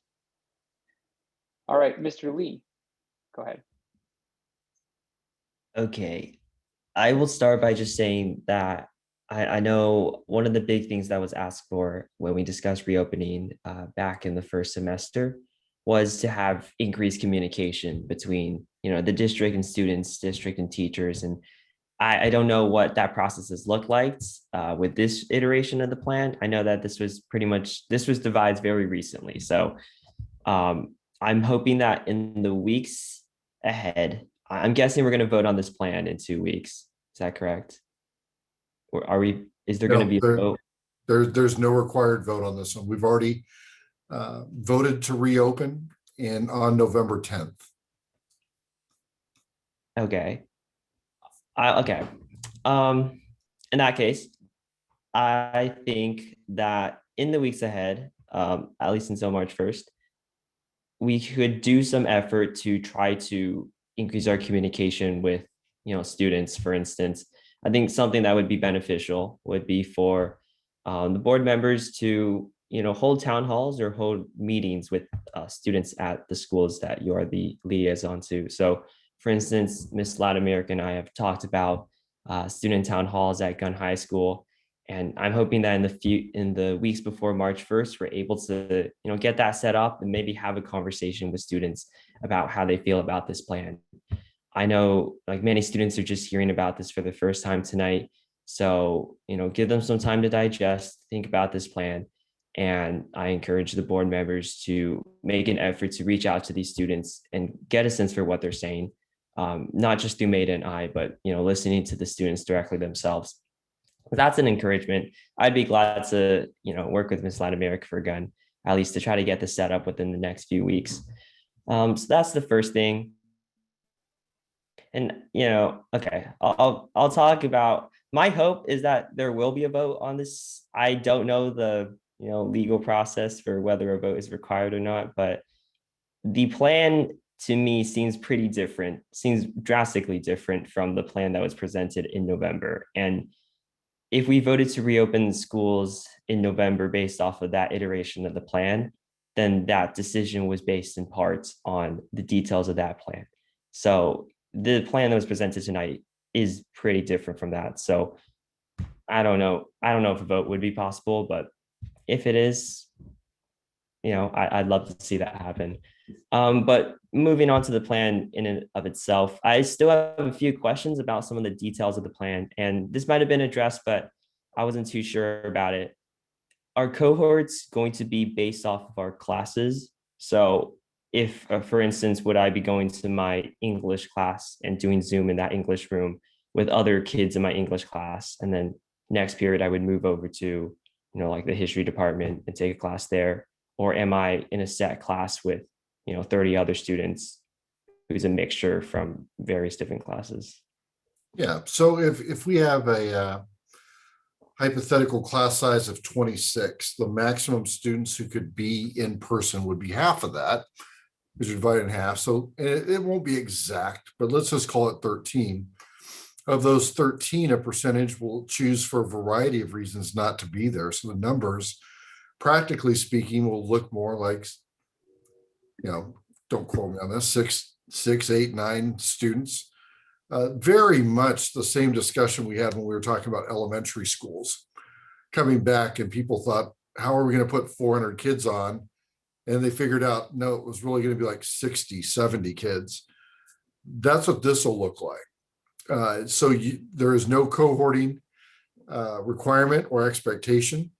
When you don't cohort currently, and I say currently because rules change all the time, but when you don't cohort, you need 6 foot of spacing.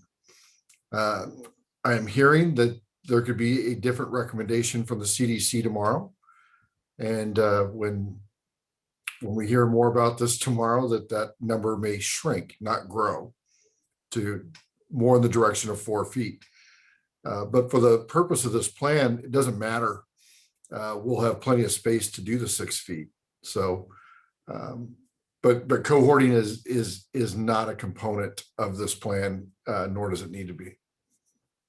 Okay, so it sounds like I would be in the classroom with my teacher and with other students in my class, and then the teacher would be teaching at the front of the classroom, and what they're teaching, I would just watch through the Zoom window, right? That's correct. For the first part of the class, that's accurate. Okay. in that case, would students be provided with headphones? Because I'm guessing there would be a lot of competing noises from, other computers. And if the teacher is speaking at the front of the classroom and I'm hearing their voice again through the computer, that might be a bit distracting. So in terms of sound, what sort of things are we going to do to address that? Yeah, I think you're going into some real detail, and I can tell you that when we met with our Teachers Association president today, that came up, and we immediately started looking for purchase of headsets and things like that. But those are not insurmountable. We've got plenty of time to take care of that. Okay. And okay, I know there were questions brought up earlier about how lunch and how passing period would work. And I know the details are still in play and they're still up in the air, but is there any direction you can kind of give an overall sense for what lunch or passing periods might look like? Yeah, so I want to go back to a visual again. In your case, you're at Gunn High School. It's in the ballpark of 2,000 students. No more than 1,000 could be there on any given day. And we know through experience and from previous polling that it could be as few as 200 or 300 students. Walking that empty campus yesterday, if it was 600 students, it would feel like there was nobody there. And actually, Ms. DeBrienza and I walked that campus yesterday, and it was pretty obvious if you had 600 students there, it would feel absolutely empty. So the first thing we need to get rid of is our mental model of what a passing period or lunch looks like at a high school. You're used to 2,000 students. It's just not going to be the case. So our high school staffs, including our principals, will be talking about same traffic flows. Again, it might be new for high schools right now. We have experience doing this already, and it works out. Okay. I have just a few more questions. I know one of the big concerns from a teacher's perspective, is the whole vaccination thing. Like, I know this state is not requiring that teachers be vaccinated before we return to school, and the district has not required that either. But is there any sort of vaccination plan in works for, like, I don't know, expediting teachers, or how Palo Alto can help ensure that teachers do get vaccinated soon? No, I'm saying no, and as I'm saying no, it may sound like a smug no. It's a really frustrated no.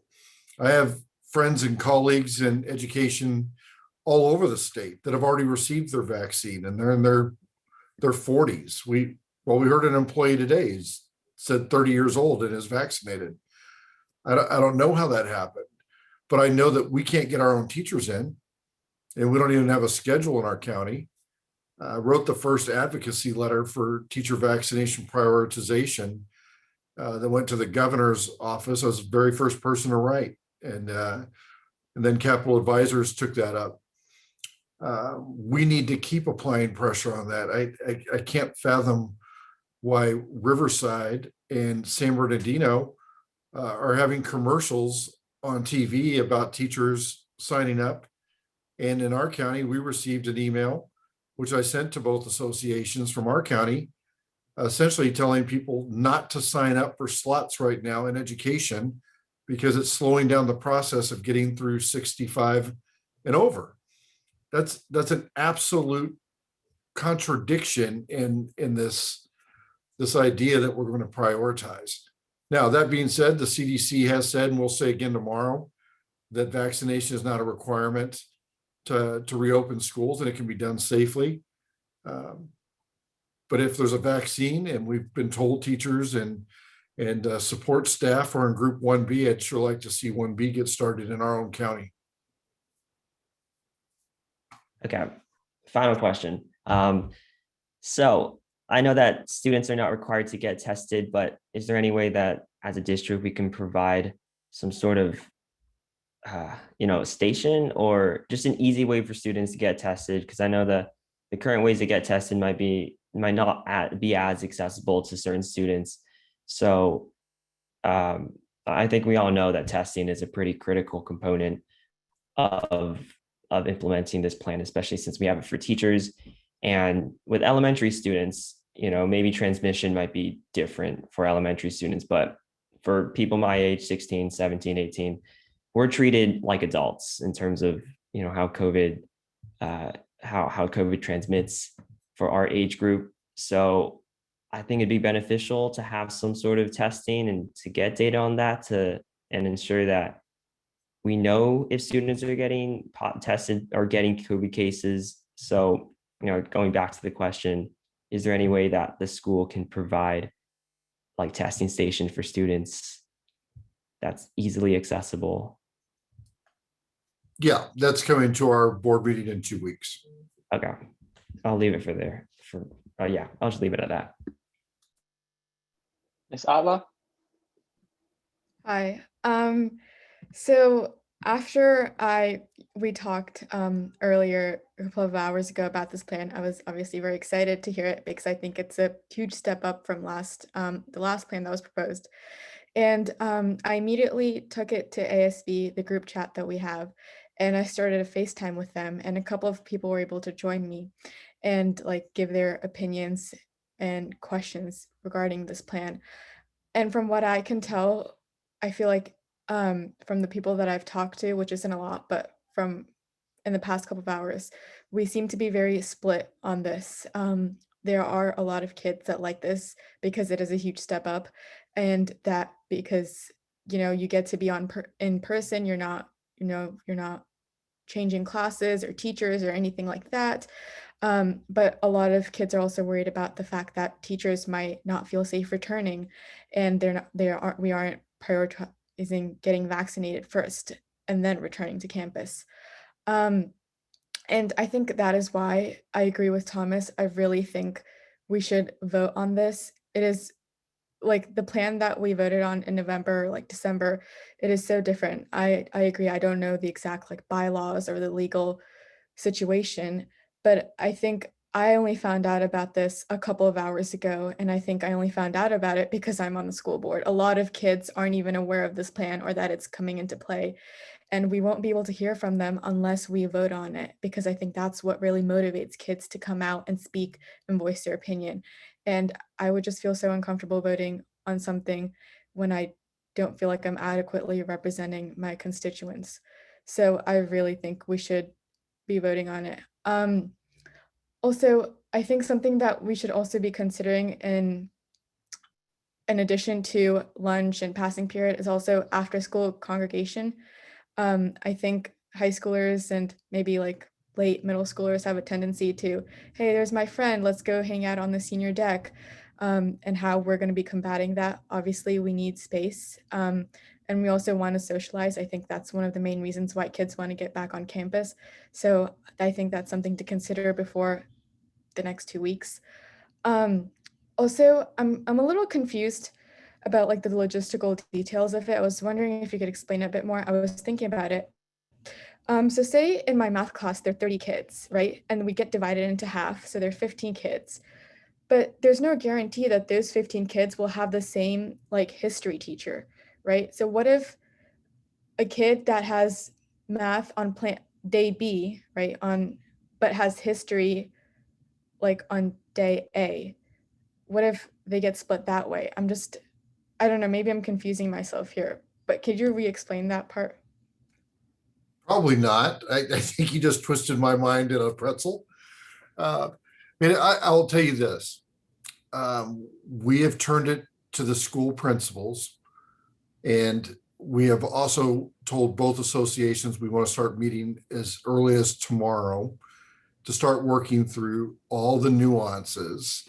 So there will be some things that will require hand scheduling of students to make it work.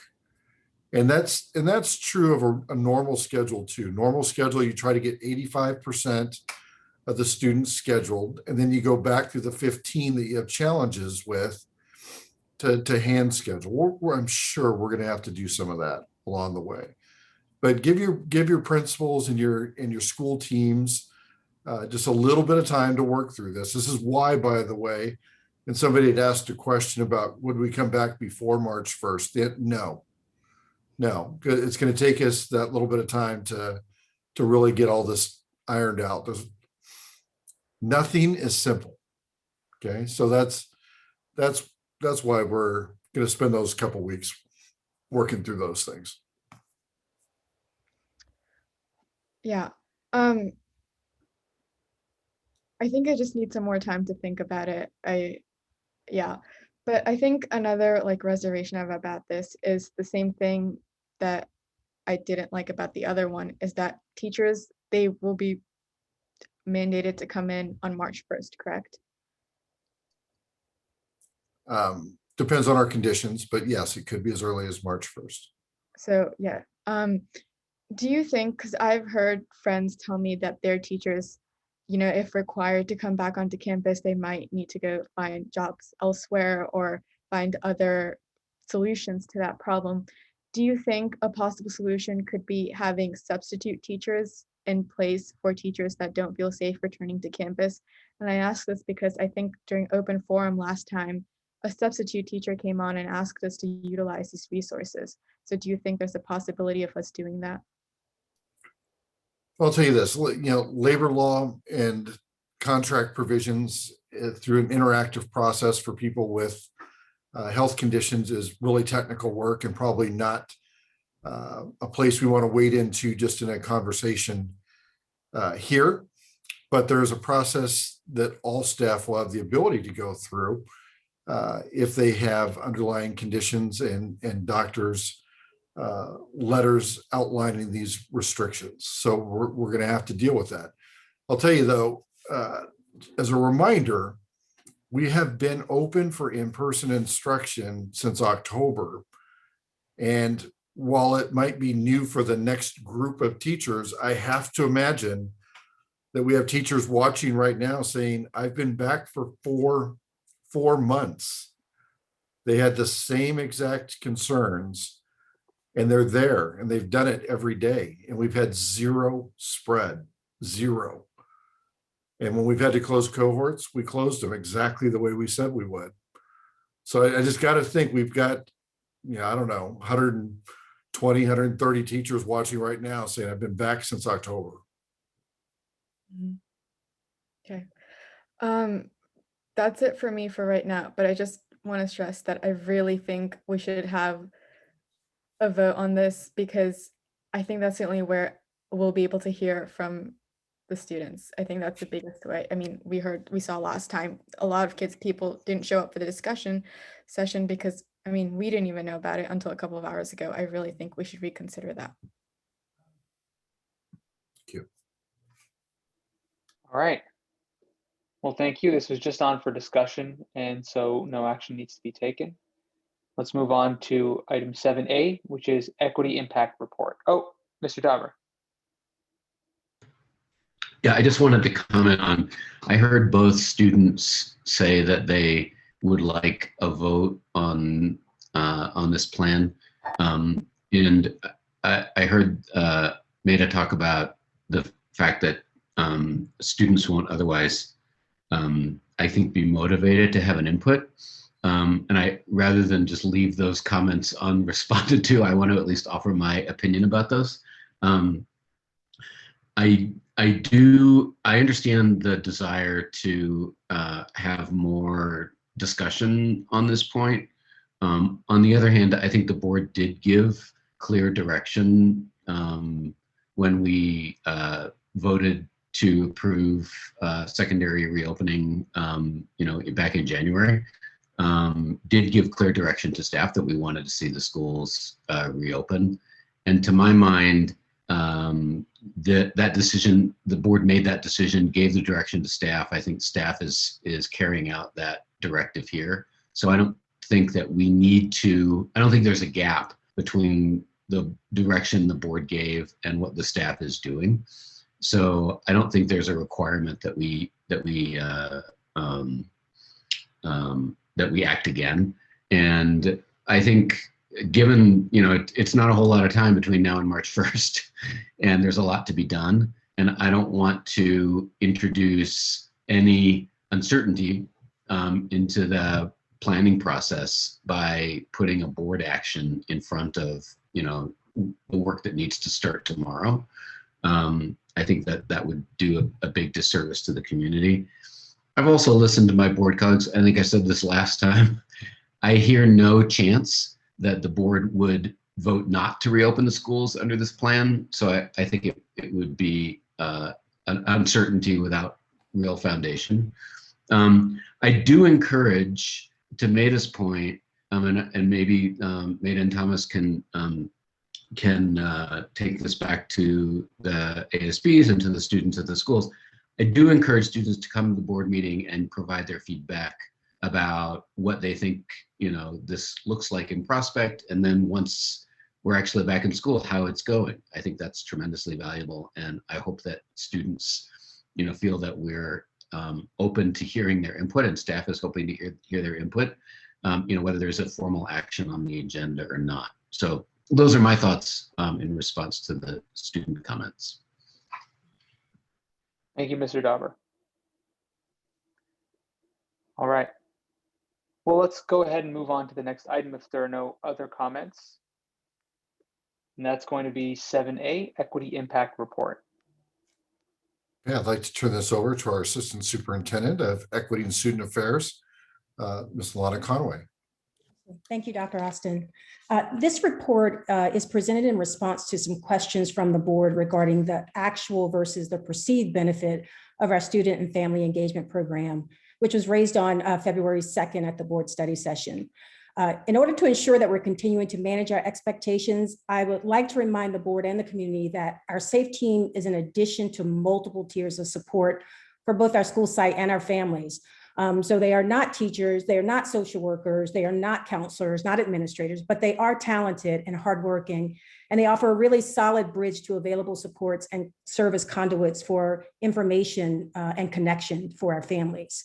So any observed progress that, or lack thereof, that you'll hear about tonight or in the future cannot be attributed solely to the SAFE specialists, who are in some cases assigned to as many as 4 schools. However, their impact, which you will hear about tonight, cannot be denied. We always have some room to grow and get better, and we're constantly assessing that on a daily basis.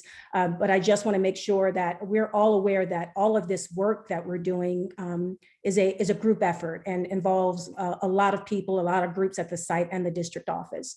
So with that being said, I will turn it over to Mr. Vittoria. Miguel, if you're ready, the audience is yours.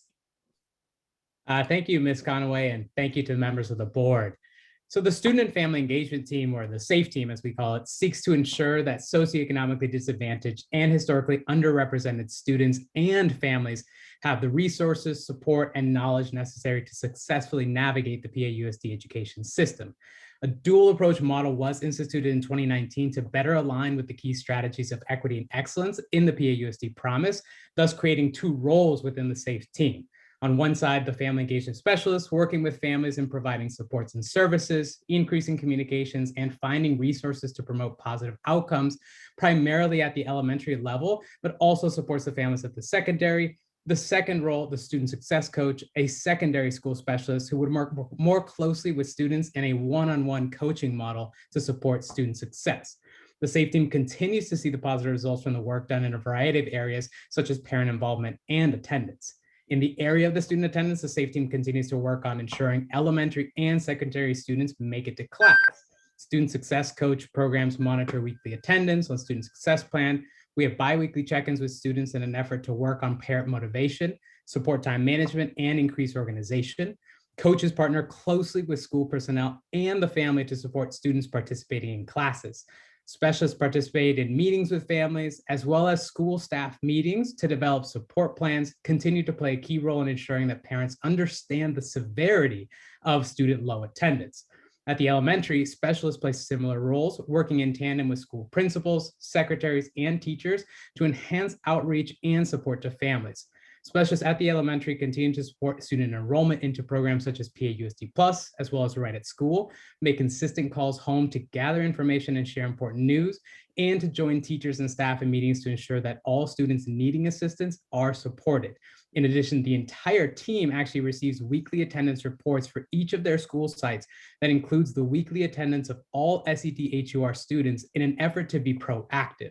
This report allows specialists to check in the attendance of each of their students without needing to pull individual Infinite Campus reports.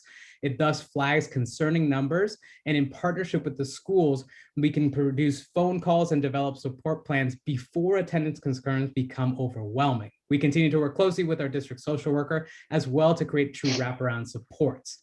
In the ongoing efforts to ensure that the right work is also being done as a team, we have sent a survey out to families in our served populations.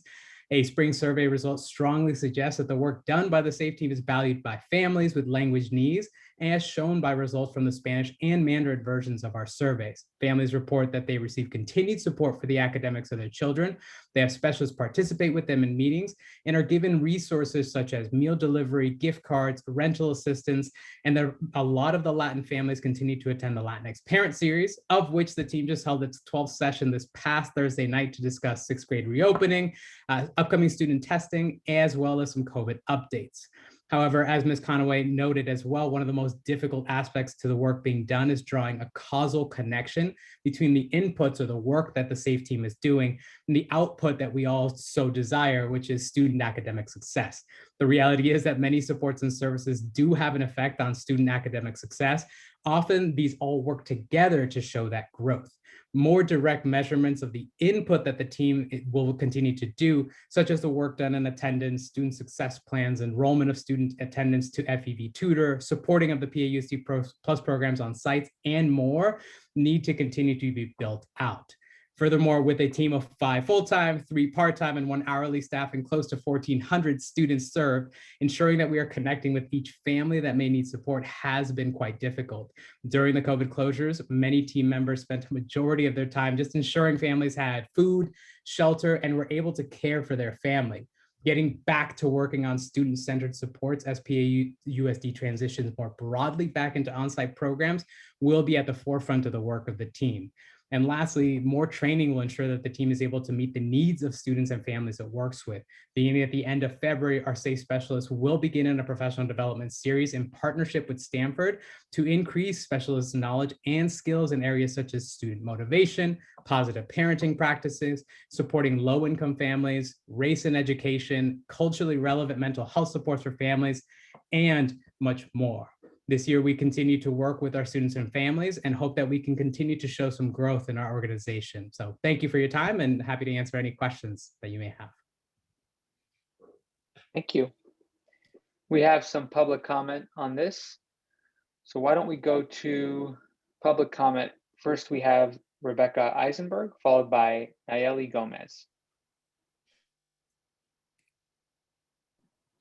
Hi, I'm not going to take up a long time. I just want to give my gratitude and thanks to Lana Conaway, who in my mind exhibits all of the attributes of a leader that a person could hope for. She is consistently courageous. She's articulate. She is high integrity. And I have been extremely impressed with the 21 days of equity that has launched. I don't know if you all mentioned it yet, but it's still going on right now. I think that, you know, having been involved in a lot of kind of corporate and other trainings about awareness and race awareness, gender awareness, I have to say this particular program is really at the top. I encourage all of you, especially the school board and especially Don Austin and the top administrators. Obviously, I know that Ms. Conaway is already aware of it because she helped design this, to participate in this 21 Days of Equity program. It's exactly the kind of program that I think is fantastic for Palo Alto, that we really need, that our community deserves. We live in such a diverse, highly educated, amazingly thoughtful community, and we owe it to ourselves and to our fellow community members, regardless of skin color, ethnicity, race, gender. We owe it to ourselves to really be more mindful about how to be inclusive, how to make everyone feel respected, and of course, how to respect others. That's all. Just gratitude and happiness over this amazing program during Black History Month, because Black Lives Matter. Thank you. Thank you. Next, we have Nayeli Gomez, followed by Adriana Flores.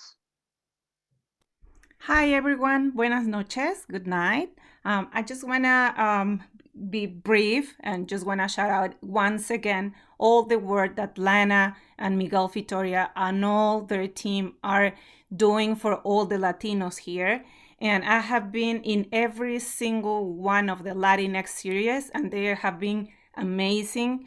So the whole Latinos here in the district are really happy with all the work that they have been doing so far. They are amazing.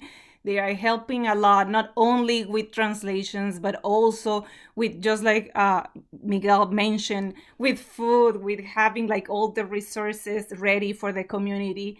People have been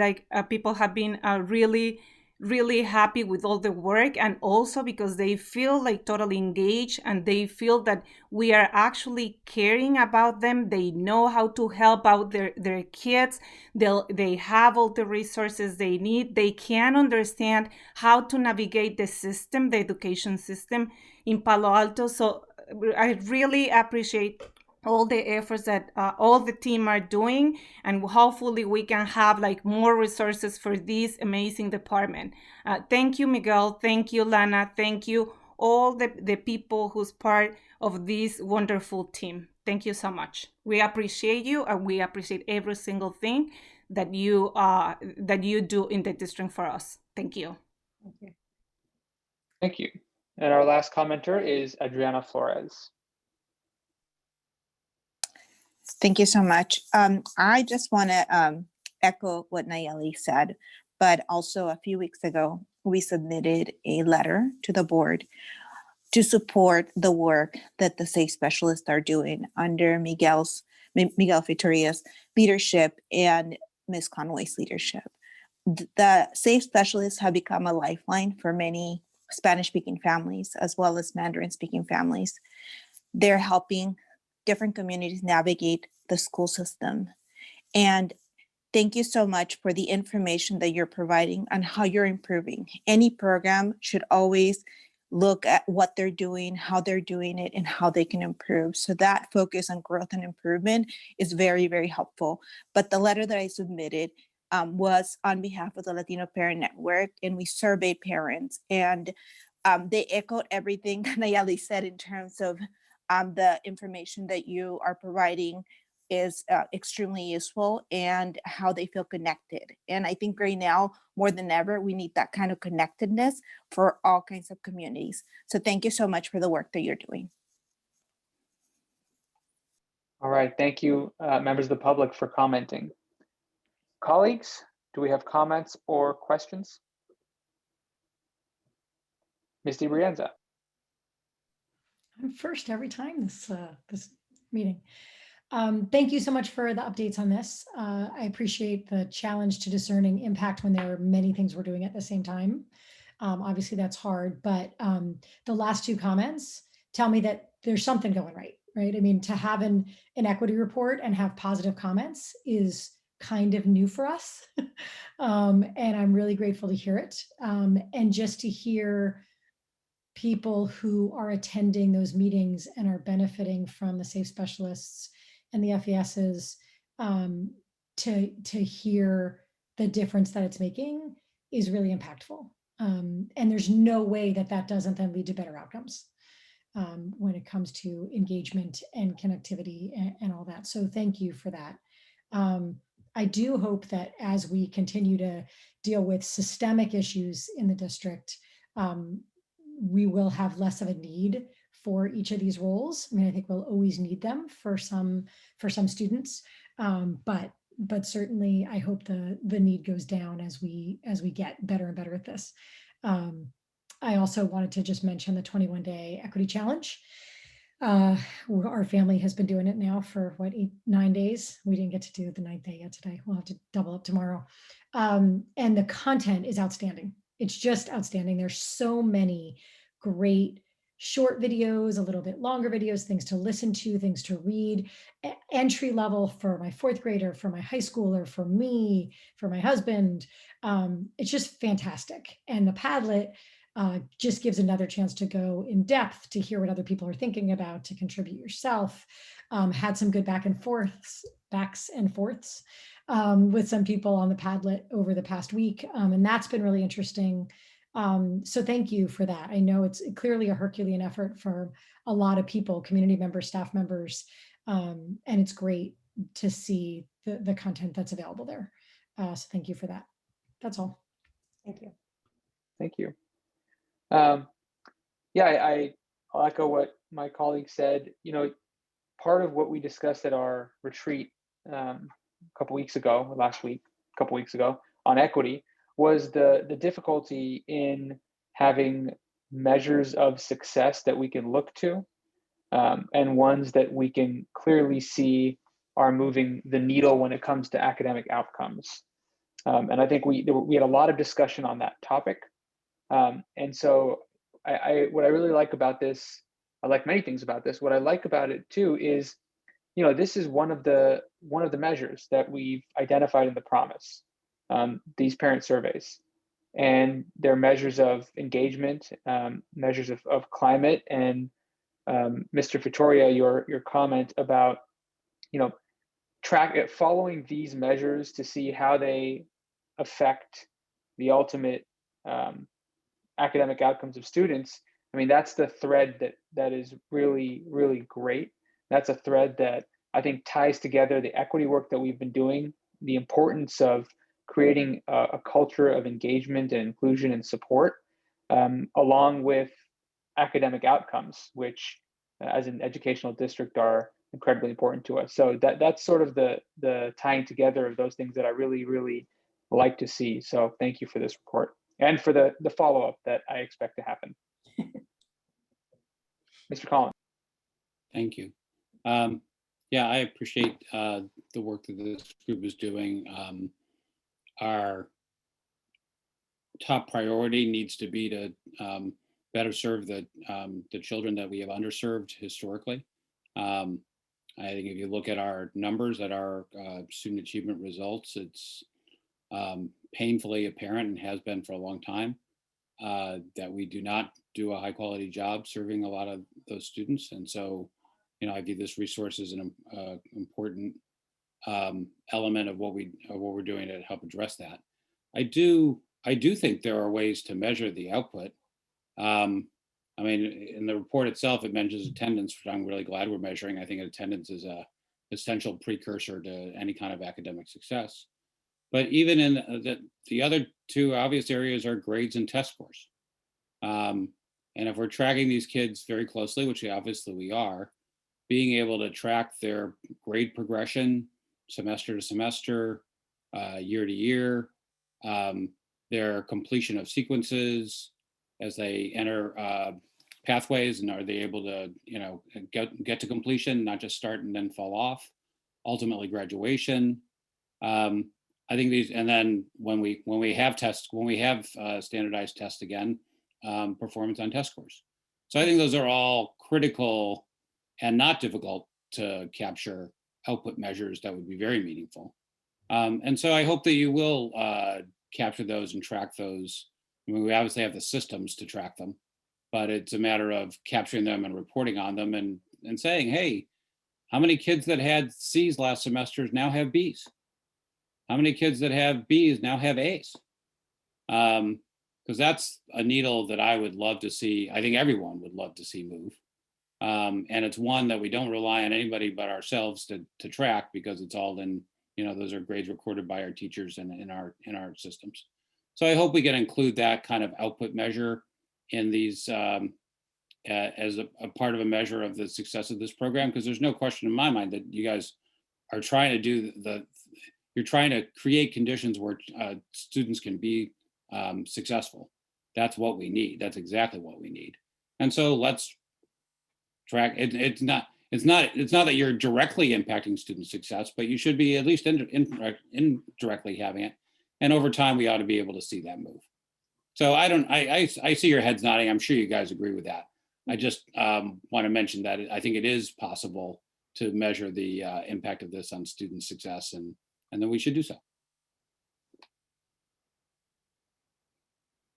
All right, thank you, colleagues, and thank you, Ms. Conaway and Mr. Pretoria. Thank you. Let's move to 7B, which is the DNF report.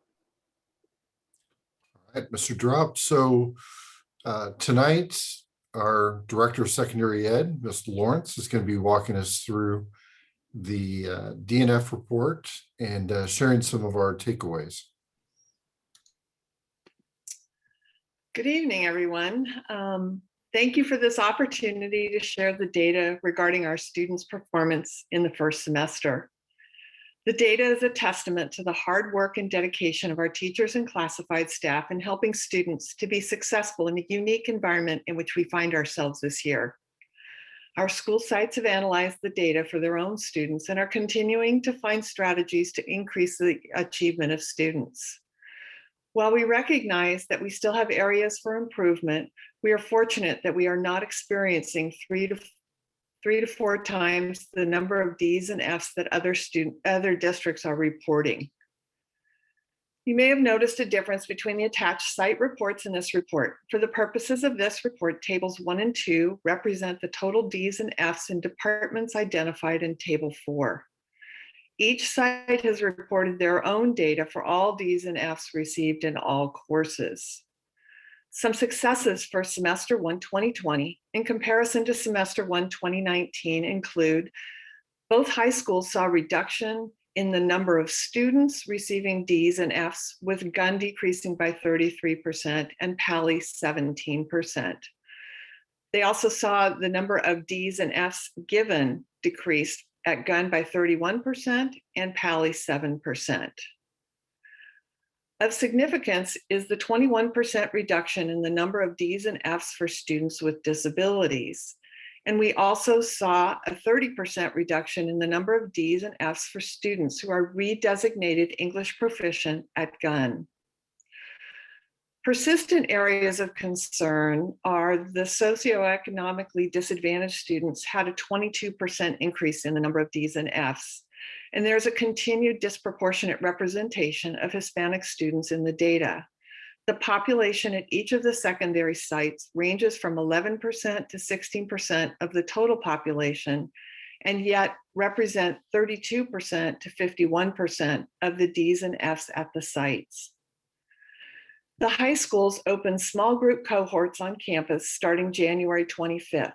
That is in addition to PAUSD Plus, which started in October at all the secondary sites. Sites are currently doing an analysis to make adjustments to the strategies used in the cohorts when successful strategies are identified. As an example, the monitoring and support systems in place for the redesignated English learner students at Gunn are being explored for potential scaling to other cohorts due to their improved performance. Data collection around no marks and incompletes will continue at the sites to determine how many students successfully complete work and demonstrate the learning required for credit in courses from semester 1. To reiterate, a coordinated response at the site and district levels is needed to enhance student success. This response may include tiers of intervention that increase in response to student needs, the use of effective problem-solving processes, monitoring systems that follow student progress and action steps, parent involvement with increased communication and collaboration across teams, and continued professional learning for teachers to expand and refine their knowledge. The collaboration and analysis of data between site administrators has been a positive in this distance learning environment. It creates a shared meaning and better understanding of successful strategies that can be replicated in classrooms across the secondary level. Thank you for your time in listening. Thank you. Board colleagues, do you have any comments? We have no members of the public commenting on this. So please go ahead and raise your hand. Mr. Dauber. Thank you for the report. I wanted to clarify something, Ms. Lawrence. When you said that the number of students receiving Ds and Fs declined at both schools, but the number of Ds and Fs, at least at both high schools, sorry, but the number of Ds and Fs increased at Gunn. Is that right? Or am I misreading the tables? No, they decreased. They decreased. Okay, Yes. so I think I was looking particularly at table 7. Okay, let me, Um, I'll have to pull it up. Hold on just a sec. in the PDF, yeah. 320.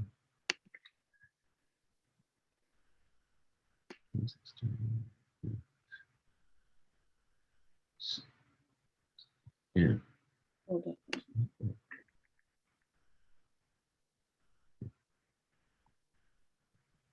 So I was looking at table 7 because it compares socioeconomically disadvantaged students to non-socioeconomically disadvantaged students.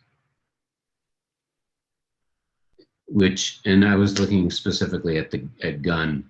And I would think that SED and not SED exhausts the population of students. Like there's no, that should be all of the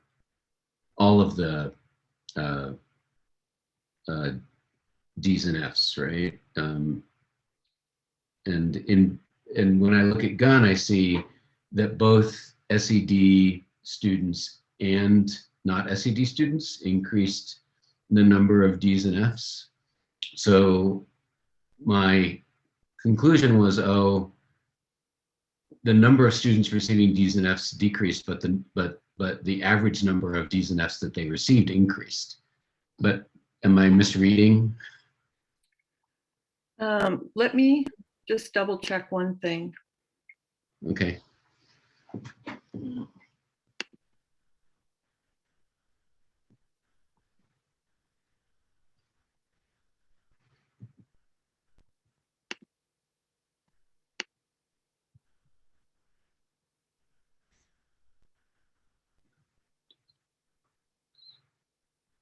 Yeah, I do see though that table 2 seems to indicate that the number at Gunn decreased. Yeah, I see. So I guess I'm confused about the contradiction. No, you know what? So I clearly have made a mistake in that table, in that those numbers apparently include the incompletes and no marks. So the numbers in table 2, or the numbers in table 2, Ms. Lawrence, or the numbers in table 7. I see. So that is, okay. I totally apologize for that.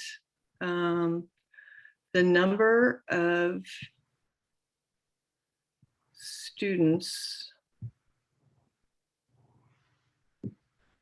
receiving Ds and Fs, if I look at it now, is 100 and, let's see, they earned 143 Ds and Fs.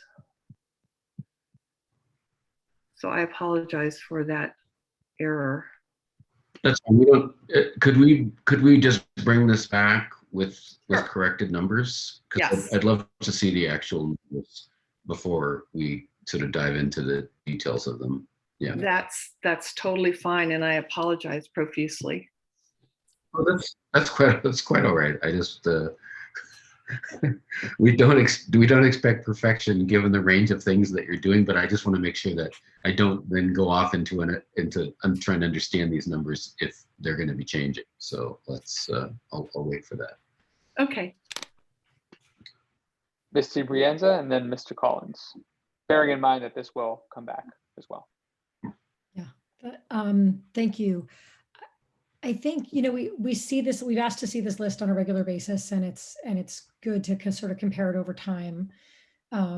It's never really a surprise because we know which kids we are not serving as well as we need to be. Of course, those aren't the only kids that are getting Ds and Fs, but I guess what I'm feeling like this year with the shutdown, yes, the numbers are changing, and we always like to see areas where it decreases and are concerned where we see it increase. But I don't know, I guess I'm wondering if you have any conclusions about why in a lot of cases it has gone down. Do you think that teachers are giving some more leeway to students? Do you think that you know, the ones that are checked out and the ones that are engaged are engaged? Are we expecting less of them? Is there rampant cheating going on? Like, do we know what sorts of things are happening that might have, because I feel like we can't really just compare this to the last, you know, the ones over the last few years. This is probably going to look different, and when we're back in person, you know, it might align again. Is Lawrence going to take a shot at that? No, we have no way of knowing all of those answers. And I think I'd be cautious to put too much meaning on these. If this was a normal year and we were open and we had very specific things that we could point to explain the improvement, then we would be doing that. I think there are too many variables right now. I think this is a snapshot of data, and hopefully a time that we'll never have to compare to another closure. So I would caution us from trying to assign meaning one way or the other, or trying to explain it. Okay, good. I mean, that's kind of what I thought. I just wasn't sure if maybe it could really be lots of different things, but maybe you guys had some insight in some way. So I think it's actually a little bit less useful for us at this point, although we do see that certain demographics of kids are really faring even worse.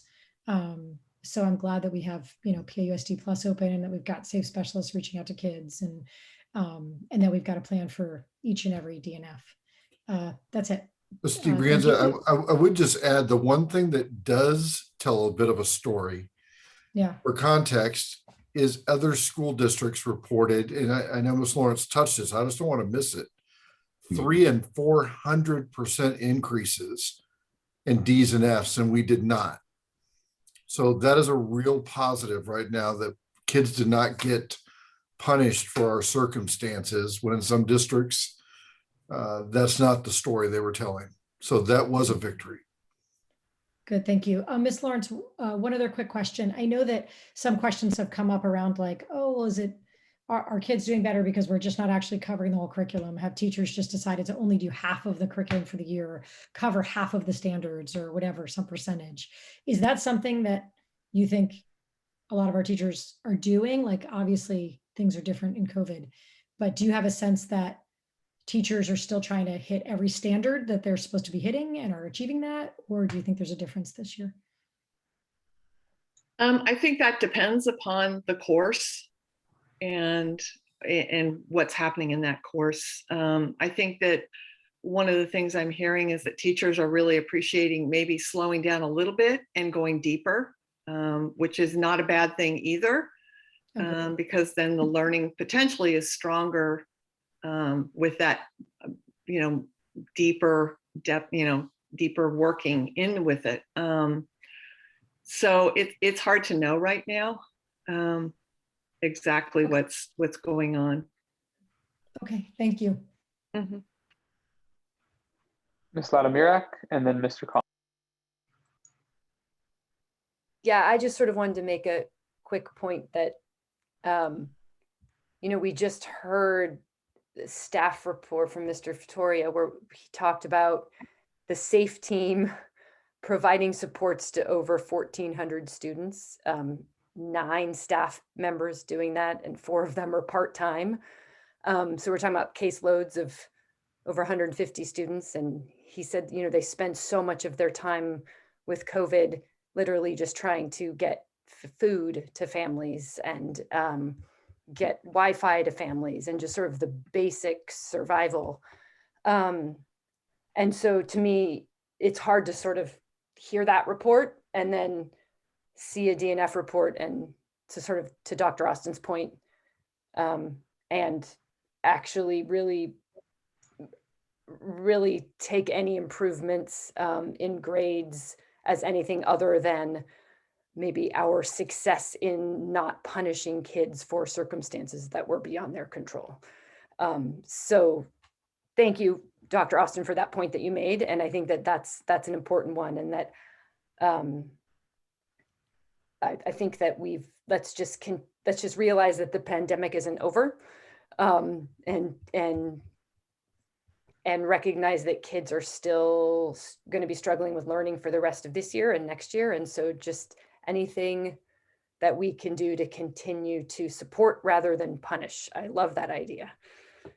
So thank you. And Ms. Lawrence, your point about digging deeper, maybe slowing down and digging deeper, that really rings true too, as a way of getting kids to engage more deeply with the material and for learning to be more impactful. So I think, maybe those are lessons that we can learn from this. So thank you.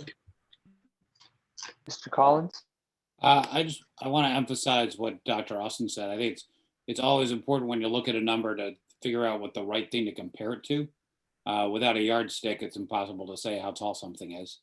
And here, the relevant comparison, I think, is the other districts.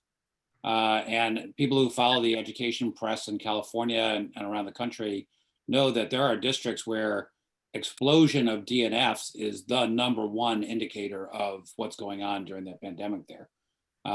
This is a huge problem in districts in our area where students are, where they're seeing tremendous increase in DNF numbers. So I do think relative to that, we're comparing it to last year's numbers, and that's worth doing too. But relative to that, I think to me, it says particularly that our teachers are doing a really strong job engaging students over distance learning and making sure that the students who are most likely to fall off are not falling off. I mean, there's a lot of support around the district, but I think a lot of that goes to teachers. And I remember I talked to a teacher a couple months ago who said, yeah, I've got about 5 kids in my class who maybe are on the edge, and I make sure I reach out to every one of them and talk to them about what's going on and make sure they feel the love and feel that I care about their learning. And I just think that kind of effort makes a tremendous difference in the life of a child, particularly in these times when everybody's wondering, why am I doing this? So it's nice to see it. We talked about having it show up in the numbers, show up in the grades. And I think there is something that's showing up in the grades here, and I'm very happy to see it. So thank you. Thank you, colleagues. And, I echo what my colleague said. I think, this conversation bleeds into our conversation about student wellness. And so, as Mr. Collins just alluded to, those things are very connected. And what I would like to see in terms of yardsticks is really more of what you had presented in terms of how we can look at this data. Because to Mr. Dauber's point, looking at this as a snapshot is difficult, because I think it was Mr. Dauber. Sorry, I don't want to put words in your mouth. But looking at this is difficult as a snapshot, because we're only seeing data for a small period of time, and at least for me, trying to contextualize that data, not being a data person, is difficult. And so having context behind it, for example, teachers going deeper, what are some of the reasons, and what can we do to ensure that we continue seeing the good sides of this trend?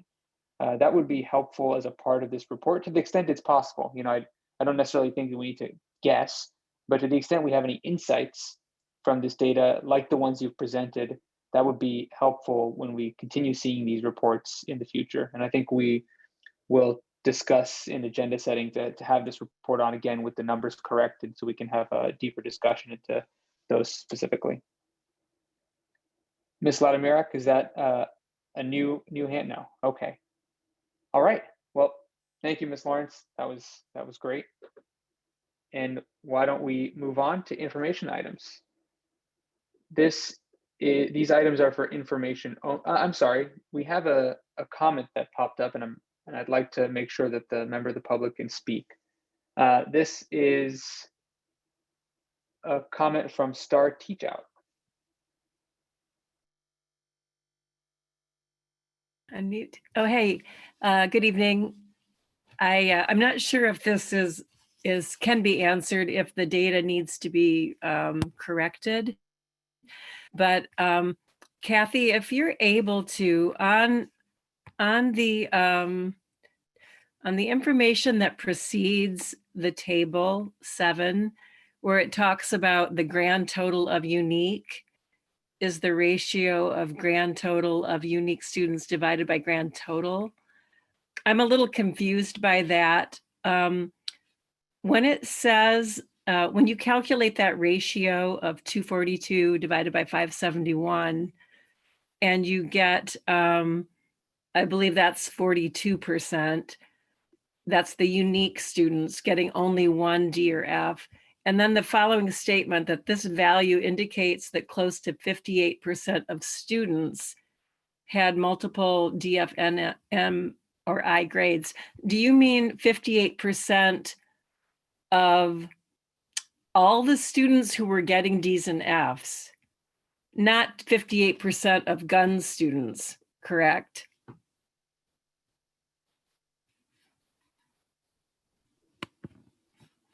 I think that we could, yeah. Is go she ahead. gone? I believe so. Mr. Drop, we don't get in discussions during Yeah. Okay. public comment, but we can. Oh, that's okay. certainly- That's okay. I'll just send, I've been looking at this data for our WASC, and so I'll just send her some questions. That would be great. Thank Yeah. you. Thank you. And the item will be back in the future. All right, moving on to information items. Any board members who have comments on one of the 2 information items? I neglected to pass around a sign-up sheet earlier. We only have 2. So just go ahead and raise your hand if you have comments on the COVID-19 data update. Okay. And if you have comments on the board calendar items, go ahead and raise your hand. Ms. DiBrienza? Thanks. I forgot to ask earlier if we have decided if living skills will be offered in summer school, and I'm wondering if sometime in a soon to be had agenda, we will be talking about summer school and offerings. Yeah. I'm looking at Mr. Drop because he's between Mr. Drop and Mr. Dauber, they'll be telling me where they would like to see that on an agenda. Well, Mr. Dauber and I will talk about it in agenda setting, and we'll put it on a future agenda soon because the summer is coming up. Yeah, thanks. All right. Board operations. Colleagues, if you have any board operations, go ahead and raise your hand. Yes, Ms. DiBrienza. The one thing I just wanted to say is last week I had a chance to go visit the Ronald McDonald House School and spend some time with the Lucille Packard Children's Hospital School, Ronald McDonald House staff. And the Ronald McDonald House School is a collaboration of Lucille Packard, PAUSD, and Ronald McDonald House. And it was just fabulous. I really got to hear a lot about their program and what they're offering. And why it's important to have a school there. And it's one of those, like, I would love at some point for us to have just a quick update or just in a board packet somewhere, some info about what's going on there, because they're doing great work. It's really a gem of our district. And it was a pleasure to spend time there. I hope that we all get to visit it at some point over the next few years. Great. All right. I see no other hands. And with that, we will adjourn the meeting. Thank you very much, everyone. Have a great night.